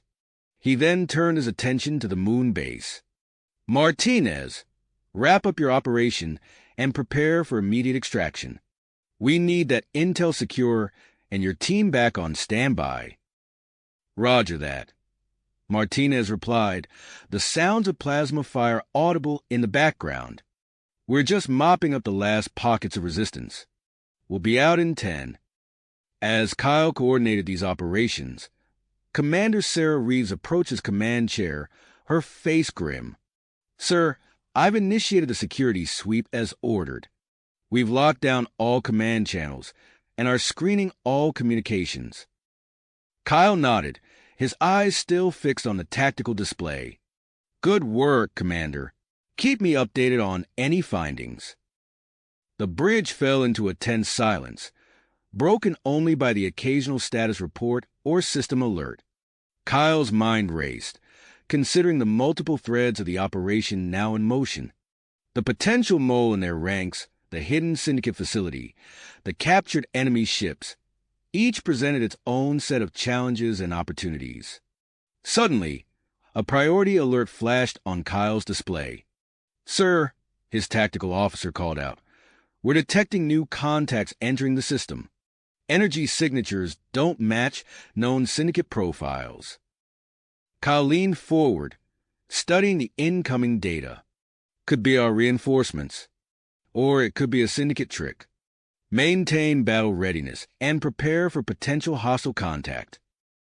As the bridge crew scrambled to assess the new arrivals, another transmission came through, this time from the precursor installation. Captain, Daphne's voice rang clear through the comm. We've detected an anomaly in the captured syndicate data. There's evidence of a mole with an Allied command. Kyle's lips pursed at this confirmation of his fears. He turned to Commander Reeves. Sarah, double down on that security sweep.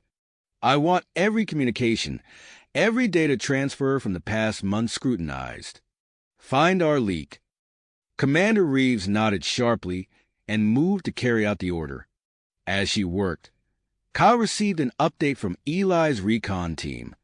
Captain, we've found something, Eli reported, his voice hushed.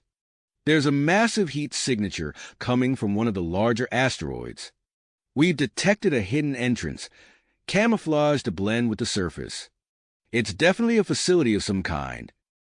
Kyle absorbed this information, quickly formulating a plan. Good work, Eli. Hold position and continue monitoring. Do not approach further until we can send reinforcements. As if on cue, the unidentified contacts tenacity into clear sensor readings. Kyle let out a breath he didn't realize he'd been holding as he recognized the energy signatures of Admiral Victor Grayson's fleet. Open a channel to Admiral Grayson, Kyle ordered. The main view screen flickered to life, revealing the grizzled face of the veteran commander. Captain Rogers, Grayson greeted, a hint of a smile on his weathered features. Looks like we arrived just in time for the party. Kyle quickly briefed the Admiral on the situation. The captured syndicate ships, the moon base operation, and the newly discovered facility in the asteroid field. Grayson listened intently, his expression growing more serious with each passing moment. We'll need to move fast, Grayson said once Kyle had finished. My fleet brings fresh supplies and additional ships equipped with reverse-engineered precursor tech. We can reinforce your position and mount an assault on that asteroid base before the syndicate has a chance to regroup. Kyle nodded in agreement. Agreed, Admiral. I'll have my teams prepare for a joint operation. We'll need to strike hard and fast. As they began to coordinate their forces, Commander Reeves approached Kyle once more, her expression a mix of triumph and concern. Sir, we've identified the source of the leak. It's a junior officer on one of the Earth vessels, Lieutenant Thomas Hayes. We've detained him for questioning. Kyle's eyes narrowed. What have you learned? Initial interrogation reveals he was being blackmailed by the syndicate. They threatened his family on Earth. It explains how they anticipated our attack on the Nova Eradicator. This news sent a ripple of unease through Kyle. If the syndicate could reach Earth so easily, their influence was even more pervasive than he'd feared. Lock down all information related to Hayes and his family, Kyle ordered. We need to ensure their safety and prevent any further compromises. As Commander Reeves moved to carry out this order, Kyle received another update, this time from Martinez's team on the moon base. Captain, we've secured the main research lab, Martinez reported, his voice tinged with excitement. You're not going to believe what we found.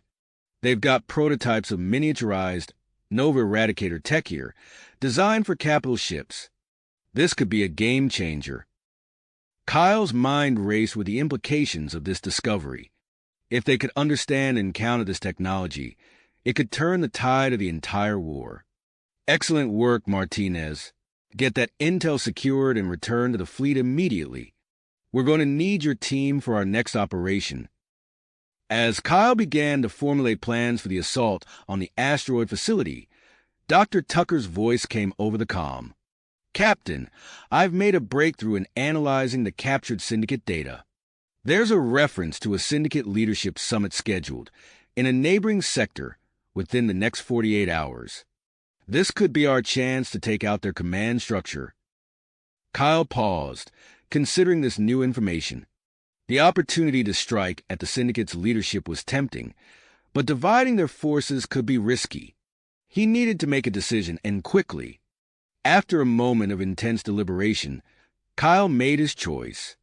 He would mount the assault on the asteroid facility as planned, but he would also dispatch a small, elite team to infiltrate the syndicate leadership summit. Commander Reeves, Kyle called out, I have a special assignment for you. As Reeves approached, Kyle began to outline his daring plan. The next few hours would be critical, and there was no room for error. The fate of multiple star systems hung in the balance, and Kyle was determined to seize this opportunity to strike a decisive blow against the Nexus Syndicate. Kyle's fingers flew across his tactical console, inputting the final coordinates for the dual operations. He took a deep breath, steeling himself for the challenges ahead. The bridge hummed with tension as the crew prepared for the most critical phase of their mission.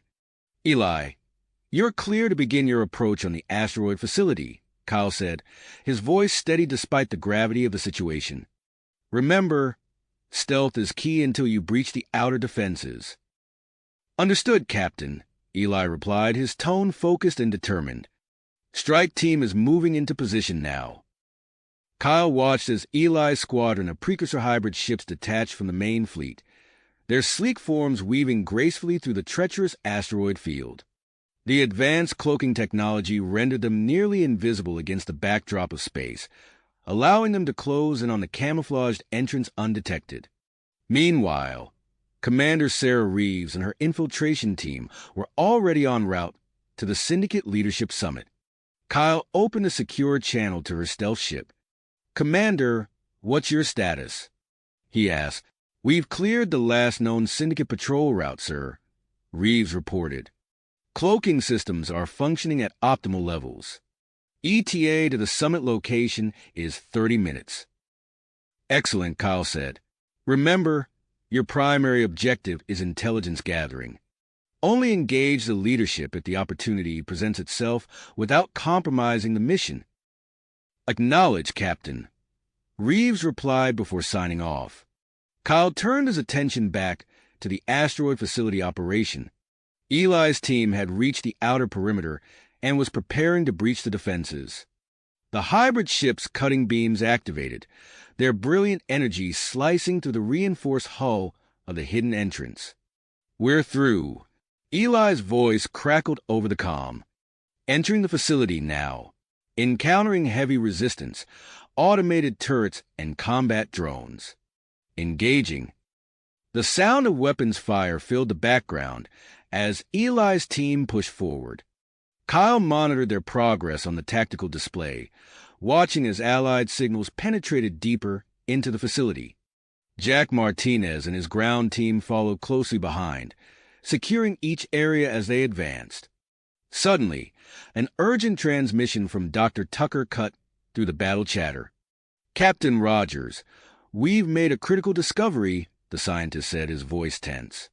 "The production facility houses a prototype superweapon codenamed Stellar Siphon. It's designed to drain energy directly from stars. If the Syndicate perfects this technology, they could cause premature stellar collapse on a massive scale." Kyle's mind raced with the implications.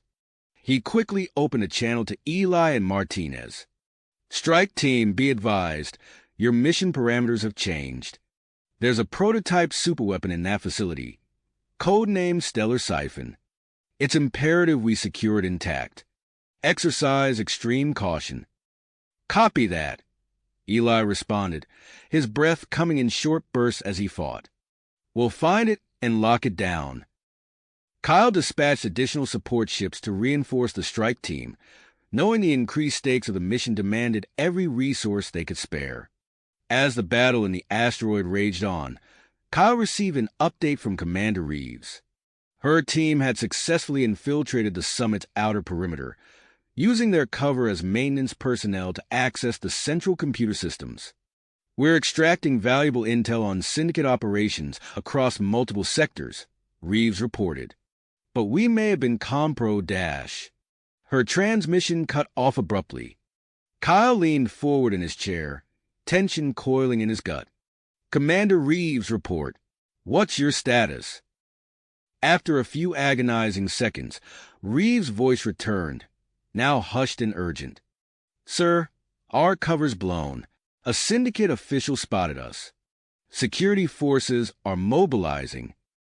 Kyle's mind raced through potential extraction scenarios, but before he could issue new orders, Reeves continued. "Captain, we're pushing forward. We have an opportunity to capture or eliminate key syndicate leaders. Request permission to proceed." Kyle hesitated for a split second, weighing the risks against the potential rewards. "Permission granted, Commander. But be careful. We need that intel, and we need you back in one piece." "Understood. Sir, we'll make it count," Reeves replied before cutting the transmission. Back at the asteroid facility, Eli's forces had fought their way to the central production area. "We've located the Stellar Siphon prototype," Eli reported. "It's massive. Takes up several levels of the facility. We're securing the area now, but the Syndicate is launching a major counterattack. They're trying to destroy it." "Hold the line, Eli," Kyle ordered. "Martinez, get your combat engineers in there. Disable any self-destruct mechanisms and prepare the prototype for extraction." As the Allied forces battled to secure the Stellar Siphon, Kyle received another urgent transmission, this time from Daphne at the Precursor installation. "Captain, we've detected an anomaly in the data streams," she reported. "The Syndicate has reverse-engineered aspects of Precursor technology. It explains their recent leaps in weapons development." Kyle's teeth gritted at this news. He quickly relayed the information to Admiral Grayson, who was coordinating the fleet's defensive positions. "We're picking up increased activity in nearby sectors," Grayson reported. "Looks like the Syndicate is mobilizing significant forces. We'll reposition to intercept any reinforcements." As Kyle processed this information, prioritizing resources and planning their next moves, a priority communication from Earth Command flashed on his screen. He opened the channel, bracing himself for more complications. The stern face of Fleet Admiral Harrison appeared. Captain Rogers, intelligence reports indicate the Syndicate is accelerating plans for a major offensive against core human worlds. The success of your current operations is now more critical than ever. We need you to disrupt their preparations and buy us time to bolster Earth's defenses. Kyle nodded grimly. Understood, Admiral. We're doing everything we can. As the communication ended, Kyle surveyed the tactical display, taking in the multiple fronts of their operation. The battle for the stellar siphon prototype raged in the asteroid facility. Commander Reeves and her team were engaged in a high-stakes infiltration of the Syndicate Leadership Summit. And now, the looming threat of a major Syndicate offensive added even more pressure to their already strained resources. Kyle took a deep breath, his mind racing through strategies and contingencies. The next few hours would be decisive, not just for this battle, but potentially for the entire war against the Nexus Syndicate. He began issuing a new series of orders, preparing his forces for the challenges ahead. Ahead, the fate of multiple star systems hung in the balance, and Kyle was determined to seize this opportunity to strike a decisive blow against the Nexus Syndicate. As Kyle finished relaying his orders, the battle at the asteroid facility intensified. Eli's voice crackled over the comm, filled with urgency. Captain, we've breached the central production area. The stellar siphon prototype is in sight, but we're facing heavy resistance. Kyle's fingers flew across his tactical console, redirecting support units to reinforce Eli's position. Hold your ground, Eli. Martinez's team is en route to assist with disabling any self-destruct mechanisms. The bridge view screen lit up with weapons fire as Eli's forces engaged the Syndicate defenders. Explosions rocked the facility, sending debris floating in zero gravity. Kyle watched intently as Allied signals pushed deeper into the asteroid, inching closer to their primary objective. Meanwhile, Commander Reeves' infiltration of the Syndicate Leadership Summit was reaching a critical juncture. Her voice came through the comm, hushed but determined. Captain, we've isolated the main conference room. Initiating false alarm protocols now. Kyle nodded, even though Reeves couldn't see him. Understood, Commander. Proceed with caution. On a secondary display, Kyle monitored the summit security feeds that Reeves' team had tapped into. He watched as chaos erupted throughout the complex. Syndicate officials scrambled in confusion, their carefully orchestrated meeting dissolving into panic. Reeves and her team moved swiftly through the disorder, neutralizing guards and capturing high-ranking Syndicate leaders. Their efficiency was impressive, a testament to their extensive training and preparation. Back at the asteroid facility, Eli's voice cut through the battle chatter. We've reached the stellar siphon. Martinez, get your engineers in here now. Martinez's reply was immediate. On it, engaging enemy forces at the entrance. We'll be there in 2 minutes. Kyle's attention snapped back to the facility schematics. He watched as Martinez's team fought their way through the corridors, their progress marked by a trail of neutralized Syndicate forces. Suddenly, alarms blared across the command center. Admiral Grayson's face appeared on the main view screen, his expression grim. Captain Rogers, long-range sensors had detected a massive Syndicate fleet entering the sector.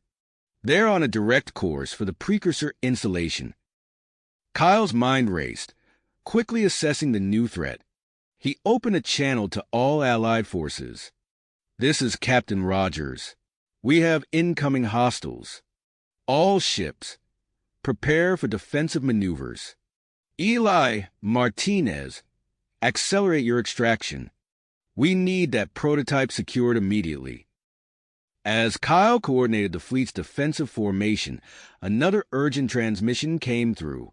It was Dr. Tucker, his voice infused with concern. Captain, we have a problem at the precursor installation. The systems are initiating a shutdown sequence. If we don't stop it, We'll lose access to its capabilities just as the syndicate arrives. Kyle's teeth gritted. He quickly opened a channel to the research team.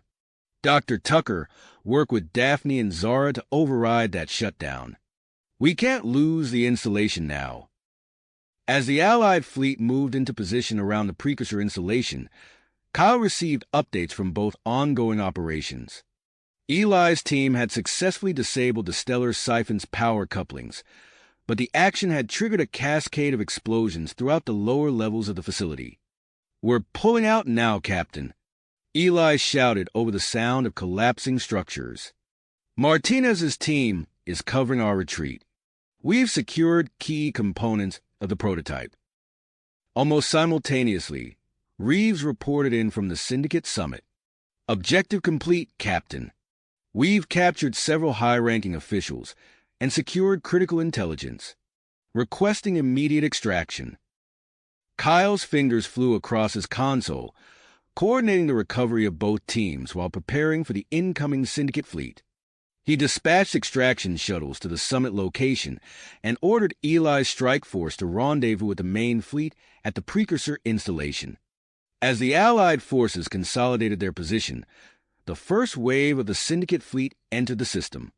The space around the precursor installation erupted into a firestorm of energy weapons and missiles. Earth cruisers absorbed the initial assault, their advanced shields flaring under the barrage. Kyle watched as Centaurian energy platforms unleashed devastating volleys, cutting through waves of Syndicate fighters. Andromedan stealth ships darted in and out of the enemy formation, striking critical systems before disappearing into the chaos of battle. Amidst the furious combat, Eli's strike force returned, immediately joining the defensive line. The captured stellar siphon components were quickly transferred to Dr. Tucker's team for analysis. Commander Reeves' extraction team fought their way back to Allied lines, their ship's hull scorched and dented from enemy fire. As they docked with Kyle's flagship, Reeves herself rushed to the bridge, data drives clutched in her hand. "Captain," she said, breathing heavily, "the intelligence we've gathered is crucial. The Syndicate's plans are far more extensive than we realized." Before Kyle could respond, Jack Martinez's voice came over the comm. "Sir, preemptive strike on the Syndicate staging area was a success. We've destroyed their supply depots and damaged several capital ships. They won't be able to reinforce their main fleet." Kyle allowed himself a moment of satisfaction before refocusing on the battle at hand. The Allied fleet was holding, but the Syndicate forces kept coming. The space around the precursor installation was a maelstrom of destruction, with ships on both sides falling to the relentless exchange of fire. As he prepared to issue new orders, Kyle knew that the next phase of the battle would be critical. The outcome of this engagement would likely determine the course of the war against the Nexus Syndicate. With all Allied forces now committed to the defense of the precursor installation, Kyle steeled himself for the challenges ahead. Kyle's eyes darted across the tactical displays, assessing the unfolding battle. The space around the precursor installation had become a tempest of energy weapons, missiles, and debris as Allied and Syndicate forces clashed in a furious struggle. "All ships, maintain defensive formations," Kyle ordered, his voice steady despite the chaos erupting around them. "Concentrate fire on their lead vessels. We need to disrupt their command structure." As Allied cruisers absorbed the brunt of the Syndicate assault, their shields flaring under the barrage, Kyle received an urgent transmission from Dr. Tucker. "Captain, we're making progress on overriding the shutdown sequence, but we need more time," she reported, her voice strained. "Do what you can, Doctor," Kyle replied. "We'll hold them off as long as possible." Turning his attention back to the battle, Kyle watched as Centaurian energy platforms unleashed devastating volleys, cutting through waves of Syndicate fighters. Andromedan stealth ships darted in and out of the enemy formation, striking critical systems before vanishing into the melee. Suddenly, the command center's lights flickered, and a surge of energy pulsed through the ship's systems. Kyle's eyes widened as he saw Daphne and Zara on a nearby monitor, their bodies rigid and eyes glowing with an otherworldly light. "Dr. Tucker, what's happening?" Kyle demanded. Before she could answer, the girls spoke in unison, their voices resonating with an ancient power. "We are the precursors. We awaken." The installation hummed to life, its dormant systems fully activating for the first time in millennia. Massive energy cannons emerged from hidden compartments, their barrels glowing with impossibly strong power. All Allied ships braced for impact. Kyle shouted, unsure of what was about to unfold. The precursor weapons fired, lancing out with unerring precision to strike the heart of the Syndicate fleet. Enemy ships disintegrated under the assault, their shields useless against the ancient technology. As the Syndicate forces reeled from the unexpected attack, Kyle seized the initiative. "Eli, form up your strike force. Hit them while they're disoriented." "Aye, Captain," Eli responded, his voice filled with perseverance. Kyle watched as a group of Earth's most advanced ships, now augmented with precursor technology, broke from the defensive line and surged forward. Led by Eli, they cut through the Syndicate formation with devastating effect, their weapons tearing through enemy hulls like paper. Commander Reeves' voice crackled over the comm. "Captain, I'm coordinating with our new Syndicate friends. We're using their command codes to sow confusion in the enemy ranks." On the tactical display, Kyle saw Syndicate ships begin to turn on each other, their formation crumbling under the combined assault of Allied forces and internal chaos. As the tide of battle turned, a new threat emerged. The Syndicate flagship, a massive vessel at the heart of their fleet, began to power up a strange device. Energy readings spiked off the charts, and a swirling vortex of destructive force started to form. All ships pulled back. Kyle ordered, recognizing the danger. That weapon could tear apart everything in the system. As Allied forces retreated, the vortex grew, threatening to consume both fleets and the precursor installation itself. Kyle's mind raced, searching for a solution to this new threat. Suddenly, Daphne and Zara's voices rang out again, this time with a note of urgency. "We can stop it. We must channel the full power of the installation." Before Kyle could respond, a beam of pure energy erupted from the precursor installation, striking the heart of the Syndicate vortex. The two forces clashed in a spectacular display of light and power, creating shockwaves that rippled through space. For a tense moment, it seemed as if the fabric of reality itself might tear. The bridge of Kyle's flagship shook violently, systems flickering as the titanic energies battled for supremacy. Then, with a final surge of power, the precursor beam prevailed. The Syndicate weapon collapsed in on itself, creating a localized implosion that consumed the enemy flagship and several surrounding vessels. As the blinding light faded, Kyle saw the remaining Syndicate ships, their leadership lost and ultimate weapon destroyed, begin to scatter. Victory had been achieved, but at what cost? Dr. Tucker, status of Daphne and Zara? Kyle asked, concern evident in his voice.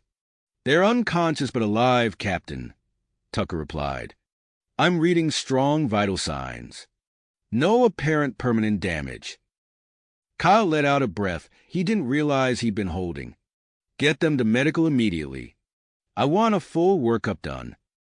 As the Allied forces secured their hard-won victory, Kyle turned his attention to the aftermath. The precursor installation, now fully awakened and under their control, held the key to revolutionizing their technological capabilities. The captured Syndicate leaders and the wealth of intelligence they provided would allow for decisive strikes against the enemy's remaining strongholds. But as Kyle looked out at the stars, now seeming brighter than ever before, he knew that this victory was just the beginning. The war against the Syndicate was nearing its end, but a new era of exploration, discovery, and cooperation between species was dawning. The challenges ahead would be immense, but so too were the opportunities. With the precursor technology at their disposal and the bonds forged in the heat of battle, Kyle felt a surge of optimism for the future. Whatever the universe might throw at them next, they would face it together. You have reached the end of the story. If you enjoyed this story and want to support us, please leave a like and subscribe to our channel. And for every comment that says 88, I will heart every single one of them. Thank you for your time.